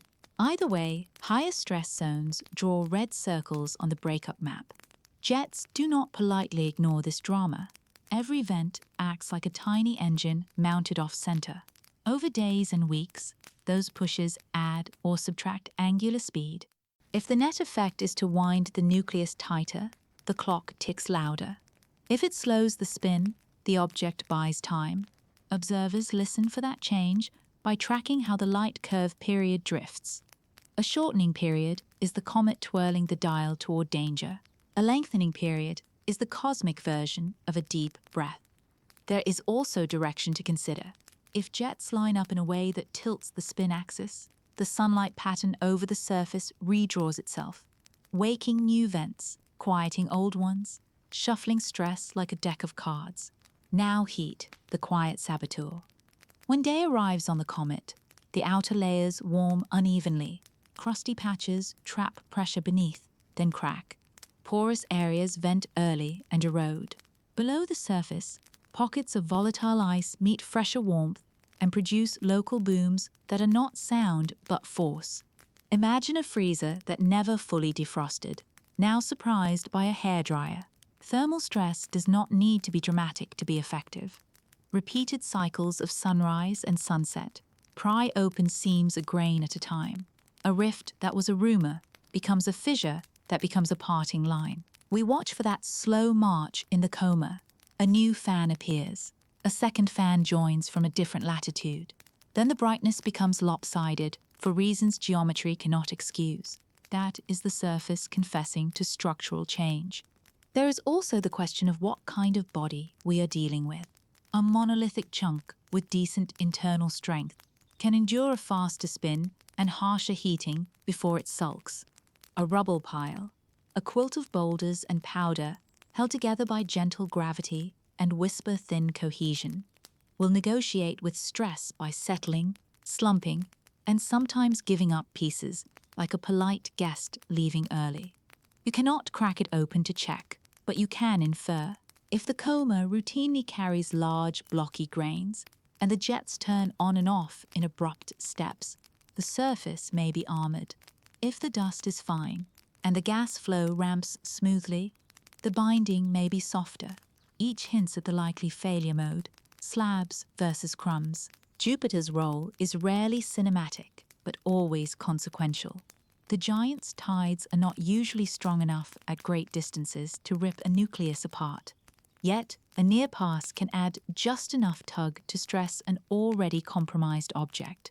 Even when far, Jupiter reshapes the highway. It can tilt the path, change encounter speeds with sunlight, and alter how long the comet lingers in the dangerous warm zone. Think of it as setting the stage rather than pushing the actor. If a future encounter draws the comet into a closer dance, breakup odds later can rise today. What would fragmentation look like from our seats? First, photometry that refuses to obey the old rhythm. A second, fainter pulse slides into the light curve, not aligned with the spin, but with a companion's own path. Then the images. A secondary knot of brightness appears near the core, trailing or leading slightly, with a tiny tail of its own. The separation grows night by night, not by much at first, then faster as sunlight bullies the smaller piece. Spectra may show a spike in gas as fresh interior becomes exterior in a hurry. The center of light shifts in ways the model did not authorize. No fireworks, just a graceful unbraiding. If that happens, the orbit rethink becomes orbit rethinks, plural. Each piece needs a tag, a fit, and a forecast. Measurements must be associated with the right fragment, which is easy for big separations, and a headache in the fuzzy middle. Non-gravitational pushes change, because the geometry of vents on a smaller shard can be wildly different from the parents. A good night becomes 3 good nights' worth of work. The reward is a laboratory you did not dare request. Fragments expose fresh interiors that speak crisply about layering, porosity, and chemistry. Science loves intact objects. It also learns a lot from tidy disasters. So where does our visitor sit on the breakup meter tonight? The spin rhythm, does it tick faster than it did? The coma, does it show a new permanent asymmetry rather than a passing fan? The centroid, does it crawl consistently away from the gas-defined center? The spectroscopic mix, does it flash the telltale rush of just opened ices? Each answer tilts the scales. No single clue should rule. Together, they sketch the odds with adult supervision. Hope, in this room, is not denial, it is preparation. Teams adopt fragment search protocols ahead of time, shorter exposures to prevent smearing, stacks with several apertures to catch faint companions, difference imaging to subtract yesterday from today, and highlight newcomers. They define naming schemes, so the first hint of a split does not spiral into a confusion of letters. They draft observing requests that can pivot from single target to pair or trio. If the crumb show starts, we do not want paperwork to be the villain. There is one more stress we have not mentioned. The stress of not seeing. The object will soon slide behind the sun from Earth, invisibility by glare rather than distance. If it fractures during that blind stretch, the reveal will arrive late, and our models will have to bridge the gap with faith in physics. That curtain, that pause, is its own character in the story, and that is where we go next. Windows that close, shadows that swallow weeks, and the art of waiting while the universe rearranges the set off stage. Chapter 13. Windows, Shadows, and Lost Weeks. The comet walks behind a curtain we cannot lift. One night it is there at the edge of evening, small but obedient to our schedules. The next, it slides closer to the sun's glare, until even the bravest dusk exposures produce only smears of gold and noise. There is a word for this geometry, when the line from us to the object huddles too close to the line from us to the sun, and the word is basically nope. Telescopes that have stared down winter and wind now bow to daylight. The universe does not care that we are on a cliffhanger. It calls intermission. What happens in the dark is not nothing. It is the opposite of nothing. Models go to work. We start with the last clean positions, the final heartbeat of measurements, before glare drowned the sky. And we let physics carry the story forward without fresh prompts. That sounds serene. It is not. The path is not a single neat thread, but a braid of possibilities. To keep ourselves honest, we spin up thousands of slightly different versions of the comet, each one a near twin with a tiny variation in starting position or whisper-level thrust. Then we let the school of futures swim through time. Most cluster in a tight band. A few wander to the edges, like teenagers testing curfew. The shape of that cloud tells us how confident we should be when the lights come back on. The cloud is not static. We feed it everything we learned before the blackout. The gentle push from gas, the way that push waxed and waned with sunlight, the hints about spin that set the timing of the jets. We do not guess, we formalize hunches into knobs we can turn. Turn one too far, and the swarm of futures sprawls like spilled marbles. Turn it back, and they gather again. It is strangely comforting, herding virtual comets, while the real one runs silent. Not all silence is absolute. Some instruments brave the solar glare with special tricks that let them see things near the sun's face. Think of a hand held up to block a bright lamp so you can glimpse the room beyond. If we are lucky, the comet sneaks through those fields as a soft moat. Those hints are crude compared to the deep night images we love. But even crumbs are calories in this diet. A handful of faint sightings can anchor the school of futures, pulling the swarm away from fantasies and closer to reality. We treat every dot near the sun like a rumor that could matter. The teams also revisit every piece of earlier data with new suspicion. A bias here, a background there, a centroid a hair off, because of a star we did not notice. Small sins loom larger when you cannot immediately correct them with fresh measurements. One group runs a what-if suite, pretend the last night's positions was shifted by the tiniest systematic, and ask how that changes the reunion point after the blackout. It is the scientific version, of checking that you locked the door by walking back to the house, then walking back again just to be sure.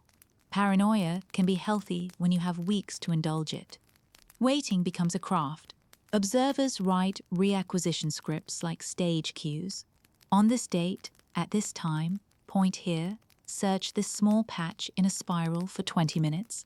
If empty, expand by this much and try again. Large telescopes receive reserved windows at stupid o'clock because twilight is rude. Smaller telescopes practice the choreography in software, pointing at decoy stars, now so that tired human hands do not fumble later. Photometry pipelines get tuned to handle low altitudes, ugly gradients, and the inevitable parade of aircraft that mistake our patch of sky for their runway. The best preparation is not heroic. It is boring and thorough. Communication shifts tone as well. Updates to the public stop waving new plots and start explaining why there are no new plots. We talk about geometry, like weather. We explain that the lack of news is not fear or failure. It is the way the solar system is built when a visitor passes near the lamp we orbit. Patience is a scientific instrument, but its user interface could use a redesign. No blinking progress bar, no reassuring chime, just a calendar with a date circled in pencil. Inside the collaboration, anxiety expresses itself as efficiency. Someone drafts fragment protocols in case the comet uses the blackout to shed pieces. Someone else writes the template for a split announcement that does not cause chaos if we do meet a pair, rather than a solo act at dawn. Databases learn new fields overnight. Component A, component B, separation, this many seconds of arc, brightness ratio, this much, both with their own ephemerides. None of this will be needed if the comet remains intact. All of it will feel prophetic if it does not. The universe, for its part, keeps doing universe things.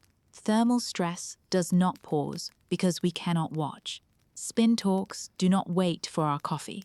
If the comet is going to change its habits, it will likely do so near closest approach, when sunlight interrogates the crust with the calm persistence of a detective who has already spotted the loose alibi. That is why the blackout feels risky. The chapter when most truths emerge happens off-stage. We are left with a choice: chew nails or sharpen pencils. The room chooses pencils. Then, as the calendar drifts, little practicalities arrive like stepping stones. The elongation creeps back toward tolerable. The first sliver of evening sky, free of brutal glare, opens as a target. You do not need permission to feel your pulse climb as the timecodes tick down to the first reacquisition attempt. The search pattern is loaded. The exposure clock starts. Images feed into the pipeline that has been rehearsed to the point of superstition. 10 minutes feel like a long week, 20 feel like a season. When the dot finally appears, if it appears, there is a moment of shocked quiet, as if noise would spook it. A tiny smudge, right where the better members of the future swarm predicted. Or perhaps just a hair to one side, which is almost more satisfying because it proves the exercise mattered. If the brightness fits what the thermal models forecast, you hear chairs exhale. If it does not, you do not groan. You lean in. The best reunions change the plot. And if the dot does not appear on night 1, night 2 is ready. We expand the search box. We widen the net. We call in sites farther west or east to hug the thin windows of twilight. We do not announce failure. We extend patience. The sky has never cared about our deadlines. Our job is to have a next step when the sky says not yet. Soon the object will step fully back into night, and the intermission will end. The lights over the stage will be hot, the questions pointed, and the comet, warmed and tested, will answer in the language of jets, glow and motion. Next up, the close pass that peels away alibis, where heat and geometry pin the truth to the plot. Chapter 14, Perihelion, a furnace and a truth serum. Closest approach turns the dim traveler into a noisy neighbor. The sun swells in the sky from the comet's point of view, and everything that was tentative becomes emphatic. The faint sighs of gas grow into steady hissing. The sleepy glow around the nucleus brightens, hard edges soften into steam, and the orbit solution on the big screen tightens as if the comet finally decides to stop speaking in riddles. Perihelion is not just a scenic flyby, it is a cross-examination under hot lights. Heat arrives unevenly, which is the point. Patches that dozed through cooler weeks now wake like campfires prodded with a stick. Vents that whispered become conversational. A few start shouting. The coma swells and changes color tone as different ices wake at slightly different temperatures. Observers who have been patient with modest signal suddenly have too much of everything. Photons pile into detectors, the spectra thicken with lines, and light curves sharpen their rhythms because the spin is now traced by fresh, bright jets. You can almost watch the morning and afternoon on the comet turn on and off as the nucleus rotates, a lighthouse pattern made of vapor. The orbit modelers love this moment because the comet is finally loud enough to reveal its habits without guesswork. Those small, non-gravitational nudges that took weeks to tease out now stamp themselves into the data hour by hour. The along-track push firms up, the sideways quirk shows its exact sign, the out-of-plane nudge either appears with authority or admits it was never significant. Parameters that were coy become measurable, and the uncertainty bands shrink like a sweater in a too-hot wash. A path that was a prediction graduates into a confession. Yes, the nucleus thrusts a little when this face turns to the sun. Yes, the afternoon vent wins. Yes, the timing lines up with the spin you suspected. Spin itself refuses to stay decorous. As activity peaks, so do the tiny torques that jets apply. The rotation period can drift, a hair faster or slower, and, in extreme cases, the pole tilts. The light curve, inflated by the brighter jets, becomes a cardiogram for angular momentum. A small shortening of the period tells us the vents are pushing in the direction that tightens the twirl. A lengthening says the opposite. Either way, the comet leaves fingerprints on the clock we are holding to its pulse. Surface changes move from rumor to event. Heat pries open crusts, collapses overhangs, and carves new bowls where pressure finally found a weakness. The coma's shape betrays these edits in real time. A clean, single fan becomes a pair of overlapping plumes. The inner glow takes on a hook or a notch that was not there last week. Those are fresh skylights into the interior. You cannot knock on the nucleus, but you can watch it shed a tile and listen to the sound with a telescope, while dust thickens the scene. Another player steps forward, ionized gas caught and swept by the solar wind. The long, narrow ion tail writes in neon, where the solar magnetic field wants to carry charged molecules. Near perihelion, that tail can jitter or snap like a flag in a gust when a solar gust passes by, a sudden kink or a disconnect event where part of the tail seems to detach and drift away, tells us about conditions in the wind that the comet is plowing through. The nucleus becomes an accidental space weather buoy, reporting on the storm while it steams. Chemistry also confesses under interrogation. Lines from certain molecules flare, then sag, mapping which ices were waiting just under the skin and which were deeper. The ratio of gas to dust shifts as fresh reservoirs open and then bleed down. You might see a brief surge of a more volatile species, the signature of a pocket that had never seen daylight until this week.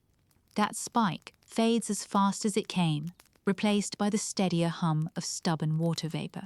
It is a time-resolved recipe, cooked by sunlight and served to spectroscopy in tasting portions. Instrumentation gets fussy when the comet is suddenly bright near the sun. Cameras flirt with saturation. Guiders complain because the field is full of smeared starlight and a blazing lamp just off stage. Teams switch filters to throttle the flood and protect the pixels. They shorten exposures until stars become dots again, and the nucleus can be measured without frying the dynamic range. It is a strange luxury, After months of coaxing signal out of the noise, you are now begging the cosmos to please use an indoor voice. The biggest revelation is not any single number. It is the coherence. Heat turns chaos into pattern. The jets blink in time with rotation. The tail aligns with physics, not photographic tricks. The non-gravitational push scales with sunlight in a way that matches the early, tentative models, but now leaves little room for daydreams. Even the small surprises, an unexpected burst, a new fan at an odd latitude, slot into a larger story about how this surface breathes. The orbit solution, fed by this feast, graduates from a best fit line to a map with contour and conscience. There is danger in the furnace, and we watch for it without melodrama. If the spin ticks into the risky range, breakage can follow. If the brightness jumps and stays oddly high, fresh surfaces may have opened in a way that changes stability. But perihelion does not have to be a crisis to be dramatic. Even a well-behaved nucleus cannot hide its truths. It must vent where it is weak, glow where it is rich, and steer where its jets insist. Heat, meet history. History, say hello to the logbook. When the comet begins to pull away, cooling with every hour, we are left with a cleaner ephemeris and a portrait of behavior written in firelight. The next act is quieter, but not smaller. Why those new parameters matter for what comes next. From future encounters to backward time travel through the galaxy's lanes. Up ahead, we ask what rethinking the path actually changes in the questions we ask, and which doors it opens for the long game. Chapter 15. Why rethinking the orbit changes the questions. The new curve on the screen is not just prettier math, it is a rewritten biography. Orbits look like lines, but they behave like memoirs.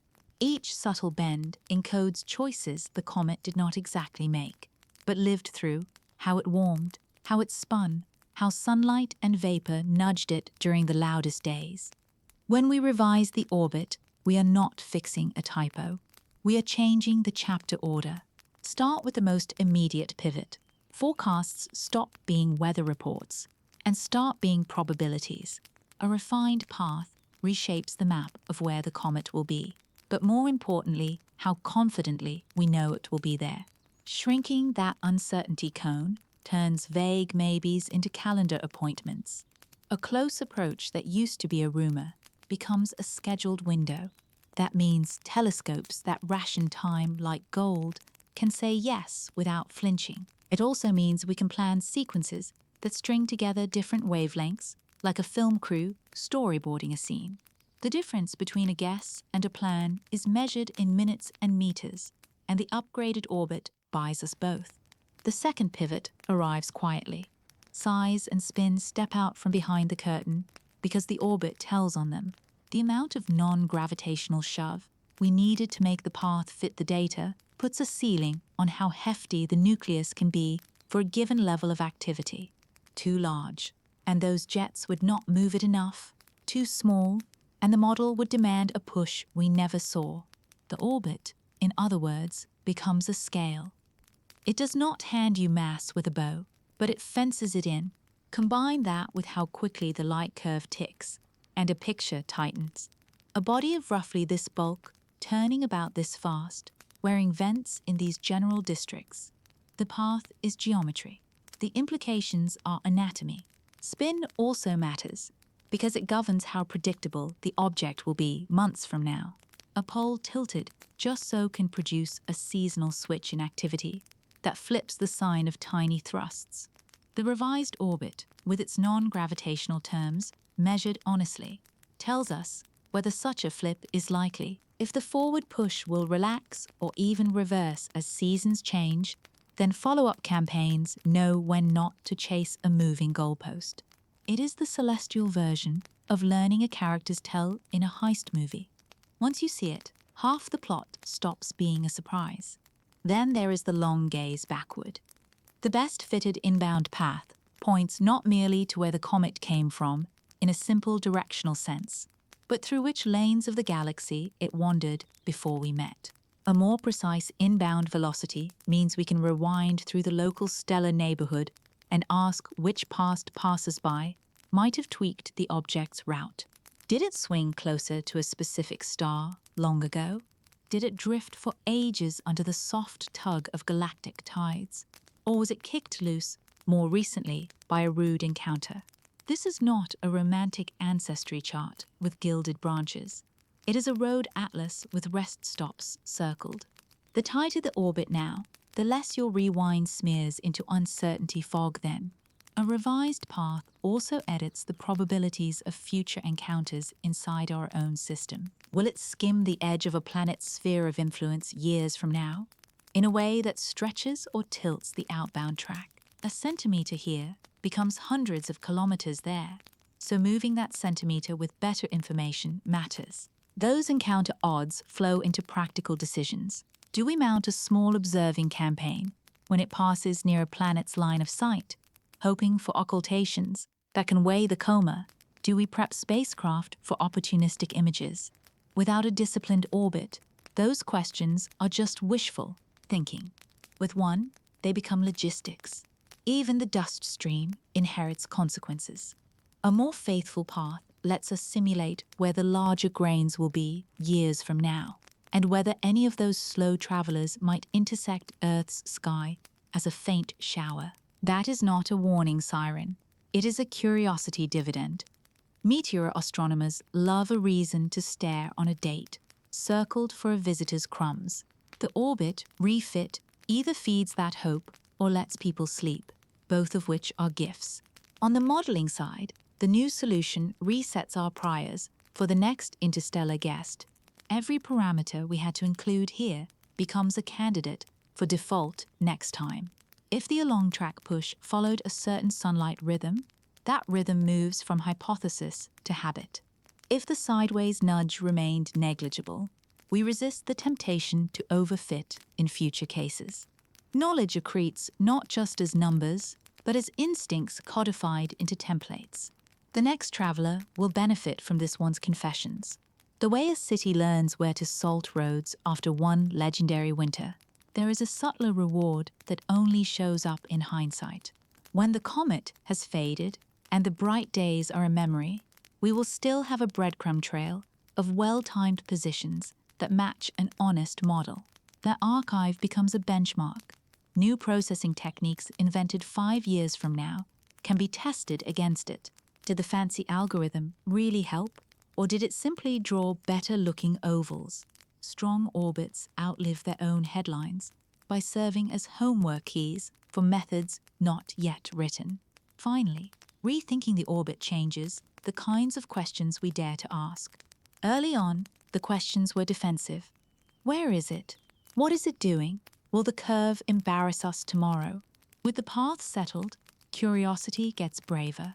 How does this object fit into the emerging family portrait of interstellar visitors? Do their spins tend to cluster a certain way, perhaps reflecting how such bodies are born in other disks?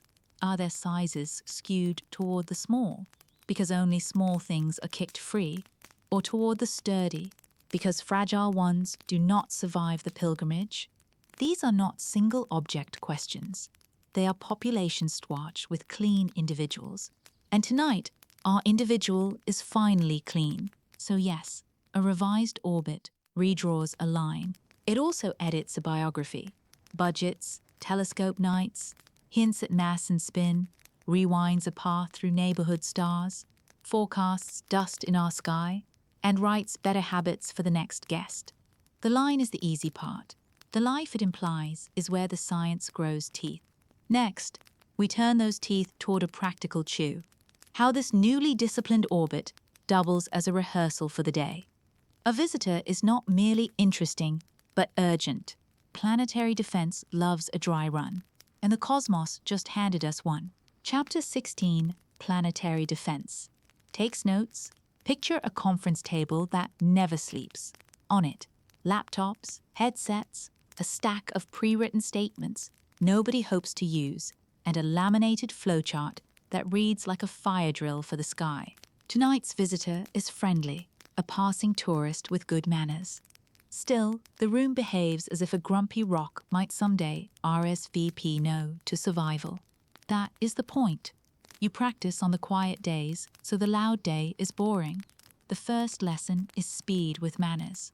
Discovery is only heroic if it comes with fast, clean handoffs. A survey telescope flags motion.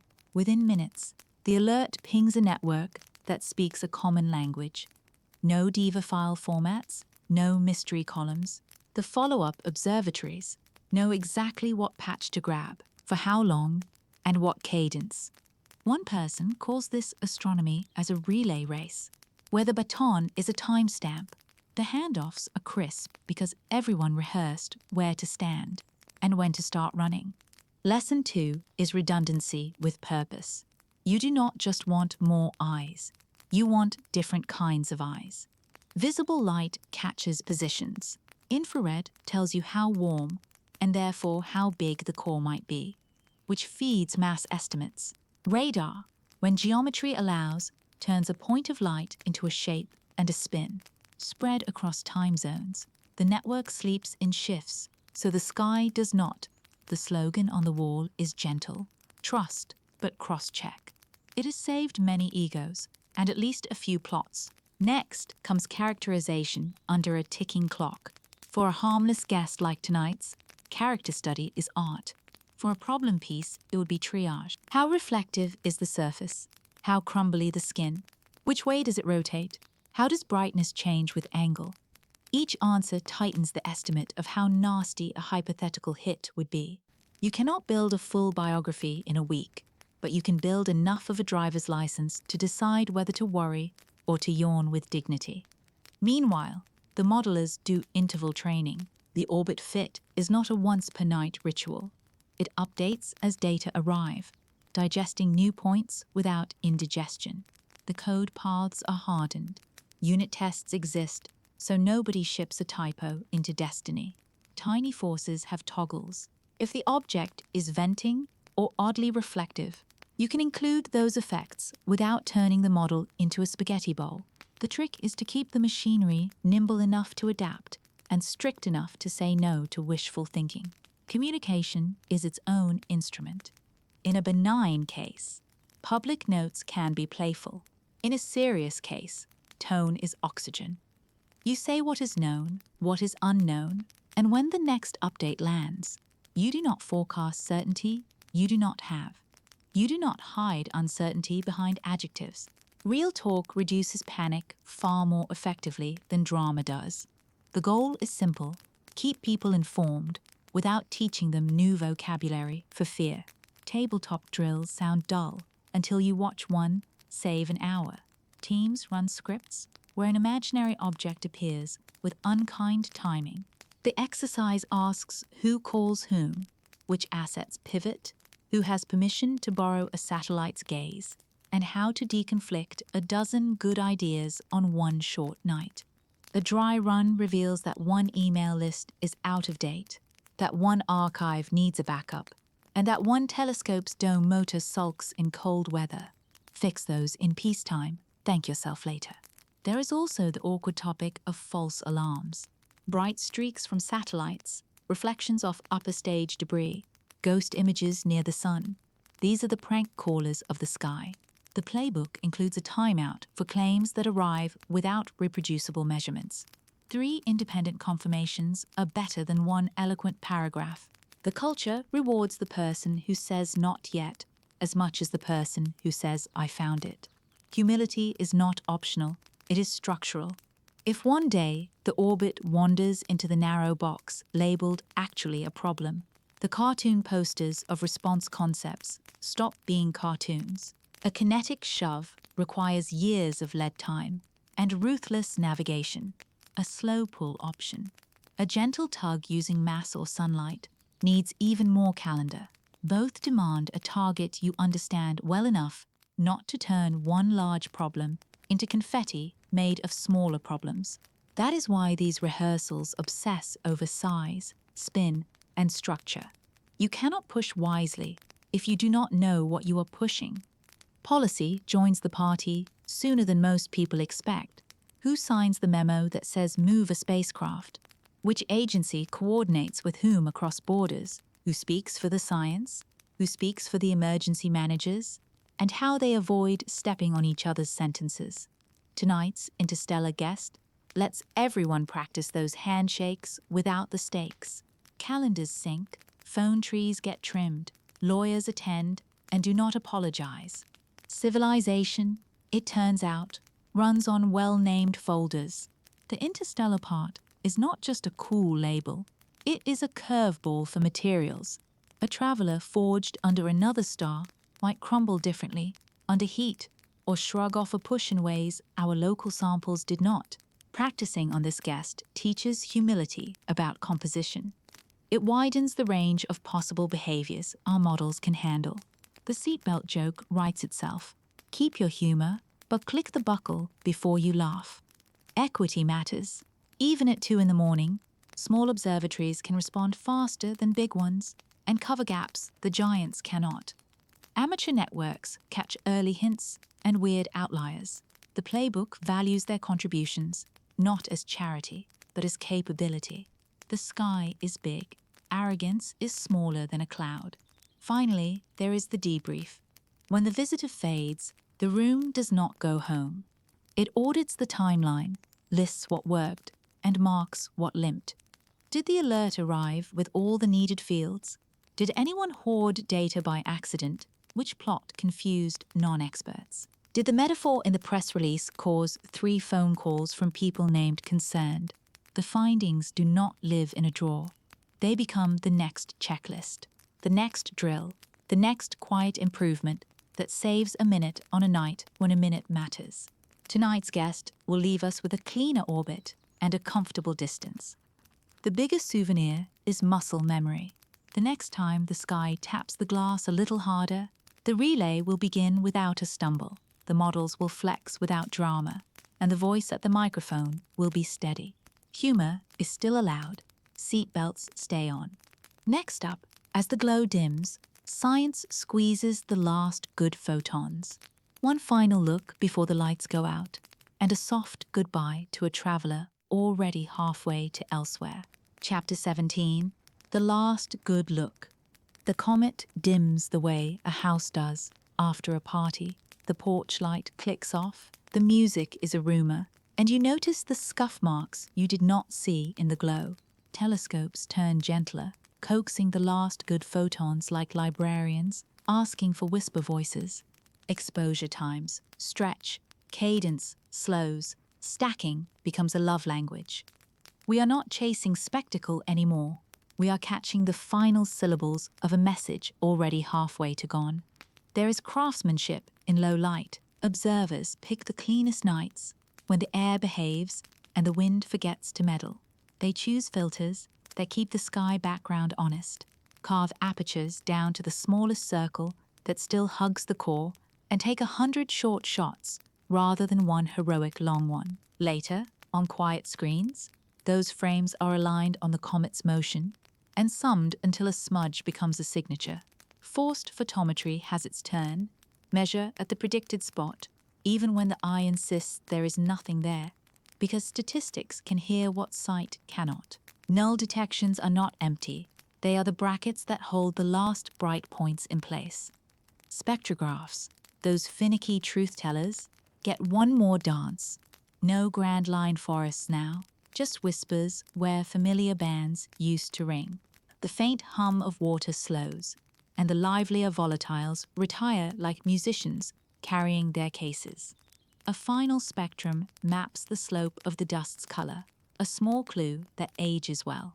Later, when the object is a memory, that slope will still testify about grain sizes and coatings, evidence that outlives enthusiasm. Imagers who have spent months taming the coma's theatrics turn their gaze outward to the tail's aftertaste. The wide fields catch lingering strands of dust that will thin and settle into the highway of crumbs. Those strands are future meteor diaries written today. A careful map now will tell meteor watchers where to tilt their hopes a few years down the road. The universe loves epilogues. They just take patience to read. Inside the control rooms, tone shifts. Clipboards show checkboxes, labeled last night for this instrument, and end-of-campaign darks. Someone prints a flat field, and because humans are like this, saves it with a file name that sneaks in a farewell. A student adds a tiny sticker to the back of the server rack, a comet shape no one will notice until the next maintenance day. The lead writes a note to the future in the README. Here is what we changed at the end. Here is what we learned about that filter. Here are the pitfalls we tripped over, so you do not have to. Archiving is not a chore. It is a kindness to strangers you have not met yet. Data management becomes the star no one applauds. Files are shoved into long-term storage with redundant copies, checksums computed like protective charms, metadata polished until an archaeologist could use them, timestamps get the royal treatment. Calibrations are bundled in the same vault because orphan science is heartbreak. Someone requests a digital object identifier so the whole trove can be cited as a single, citable thing. Another person, older and a touch superstitious, burns an extra copy to an offline disk and labels it with a year and a smiley face. Bit rot despises optimism. They bring both backups and jokes. Farewells spill beyond code. A last group call runs long.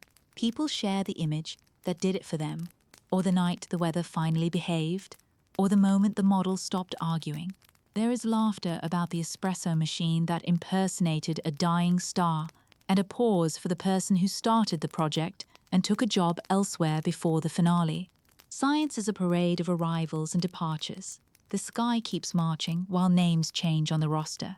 The final public post is soft, not theatrical. It shows a modest image, a grain of brightness held between dark and dawn, and says what matters. The object is fading as expected. The campaign is winding down. The archive is open. Thank you to everyone who looked up. There is a melancholy to that sentence that reads like weather. Space is great at endings. Humans are not. Somewhere, a kid sees that picture and asks a question none of us thought of, which is why you always publish the last quiet frames. Inspiration has no brightness limit. On one of the final nights, an observatory tries an occultation attempt, lining up the comet's path with a distant star like threading a needle in a crosswind. If the star blinks, even briefly, we learn about the size of the core and the breadth of the coma's inner wall. Most attempts miss, a few land. In either case, the choreography of setting up the try, the practice of precision, is its own rehearsal for future stakes. The sky does not grade on outcome, it grades on readiness. When the last scheduled window closes, someone presses stop on a script they have run so often, it felt like a heartbeat. The room is not quite sure whether to clap. A small telescope, late to the party as usual, sneaks one more exposure and posts a thumbnail with the caption, "Could not resist." The big telescopes have already pivoted. The universe never leaves the stage empty, but it does rearrange the set quickly. Later, in the analytic quiet, we revisit everything one more time. We reprocess the brightest nights with the calibration lessons learned at the end, so the beginning inherits the maturity of the finish. We generate the final ephemeris that will live in catalogs, lean and disciplined. We write the methods section, the way we wish all methods were written, with confession, with clarity, with enough detail that a patient person in another decade could replicate moves and find the same truth hiding in their own noise. There is a sweetness to the last good look that is hard to describe without reaching for metaphors that embarrass scientists. So we keep it simple. A rock made of ice and dust visited. We listened while it spoke loudly, then softly, then barely at all. We kept what it said. We packed it carefully. We put it where the curious can reach. The comet leaves, the story does not, and tomorrow, the work changes shape. We pull the themes from the stack of chapters, tally what surprised us, admit what humbled us, and turn a visitor's farewell into a sharper way to greet the next, which is where we go for the final chapter. What we keep when a wanderer leaves, and how those keepsakes make us read the night differently when the doorbell rings again. Chapter 18, What We Keep When a Visitor Leaves. We do not keep the comet. We keep the change it made in us. The monitors are quiet, The late-night playlists retired, the coffee machine forgiven for its dramatic whines, and yet the room feels different, as if the air learned a new word. Our souvenir shelf does not hold a rock, it holds a way of seeing. First on that shelf is a cleaner model, stripped of vanity, tuned by weeks of humbling surprises. The curve that once preteened now speaks plainly. It knows when to bow to gravity and when to concede that sunlight, heat, and vapor have opinions.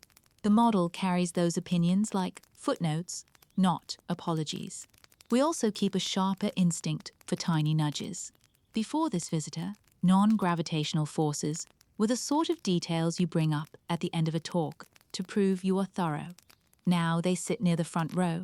The tug from gas, the shove from light, the lag from heat going in and coming out, all earned assigned seats in the equations, and more importantly, in our reflexes. The next time a path kinks at 2 in the morning, we will not gasp. We will reach for the right knobs without asking where they are. Another keepsake is choreography. The relay among observatories, the way messages hopped time zones without tripping over jargon, the polite refusal to hoard data, the patience to verify before declaring anything astonishing. None of that evaporates with the tale. It becomes muscle memory. We also keep the humility that arrived on the same truck. The memory of a night when the sky said try again, and we did. Not by shouting, but by measuring with better manners. We keep a louder respect for the materials. The object's breath told us about a kitchen that was not ours, and our instruments learned to listen for recipes rather than headlines. Ices with different tempers, dust with different textures, organics that sang in unfamiliar harmonies. Those are not trivia in the margins. They are a nudge to widen our expectations about what a body from elsewhere can be. In the quiet afterward, that widening feels like a gift you did not know to ask for. We keep a more generous map of the neighborhood. The backward rewind through local space grew less blurry, and while we still cannot pin a birth address on a star chart with a ribbon, we can sketch lanes through which such travelers plausibly drift. The galaxy stops being an abstract spiral and becomes a road system with long on-ramps and slow exits. That mental map is useful, even when no visitor is in sight. It shapes the questions we ask about dust between stars and the tides that nudge it. Then there is the human archive, not just the images and spectra, but the unglamorous notes, how we calibrated this filter when the air felt like velvet, why that night's timing slipped by a heartbeat, which background estimator behaved when the field was crowded. Those notes turn future cleverness into progress instead of déjà vu. They are the breadcrumb trail that lets a grad student 5 years from now walk into the forest and find their way out with a better map. We also keep a gentler voice for the public. The updates we wrote under pressure taught us how to explain uncertainty without either condescension or panic. That matters. The next time the sky gifts us a story, we can let people watch the science happen in present tense without making drama, do the work of clarity. The world deserves wonder, served with straight sentences. From the playful shelf, we keep jokes that earned their keep. Space as the coldest espresso machine, photons as relentless notifications, dust as confetti with opinions. They sound like garnish, but they are handles. Good humor lets you pick up a heavy idea without dropping it. We will bring those handles to the next visitor and find new ones when it teaches us different manners. Perhaps the most valuable keepsake is the permission to be ready. The drills were not pretend, the flowcharts not theater. We now know where to stand when the baton arrives, which numbers to trust first, and which leaps of logic to forbid. We discovered that boredom is a feature of good preparedness. On the day a curveball arrives with bad intentions, we want the plot to feel almost dull. Alert, confirm, characterize, decide. The drama can stay in the soundtrack. The melancholy lingers, of course. Space ends well, people miss things. That ache is a teacher. It reminds us to archive beautifully, to write methods sections like letters to strangers, and to leave our datasets in a state we would be proud to find in a century. The comet goes, the record stays. If astronomy has a love language, it is redundancy. What about the science question that stays open like a window? With each interstellar visitor, the family portrait gains detail. Do their spins cluster because birth in cold disks prefers certain twirls? Do their sizes hint that only sturdier travelers survive the ejection? Do their chemistry sets favor unfamiliar blends that our own nursery rarely made? Those are not questions you solve with one guest. They are mosaics, and today we glued in another tile and the wink toward the future. Somewhere, survey software is already staring at a field of stars that looks perfectly ordinary until a few pixels stroll across it like tourists who wandered into the wrong photo. Another alert will chirp. Another room will fill with people who claim they are calm and immediately become excited. Another curve will be smooth until it is interesting. When that happens, our models will not panic on live television. They will nod, straighten their cuffs, and make room for the clauses we learned to include. We do not keep the comet. We keep the way we learned to meet it. That is enough. The porch light is out, the door is closed, the footsteps fade. But the next knock is coming, and when it does, we will answer with better eyes, steadier hands, and a quieter smile.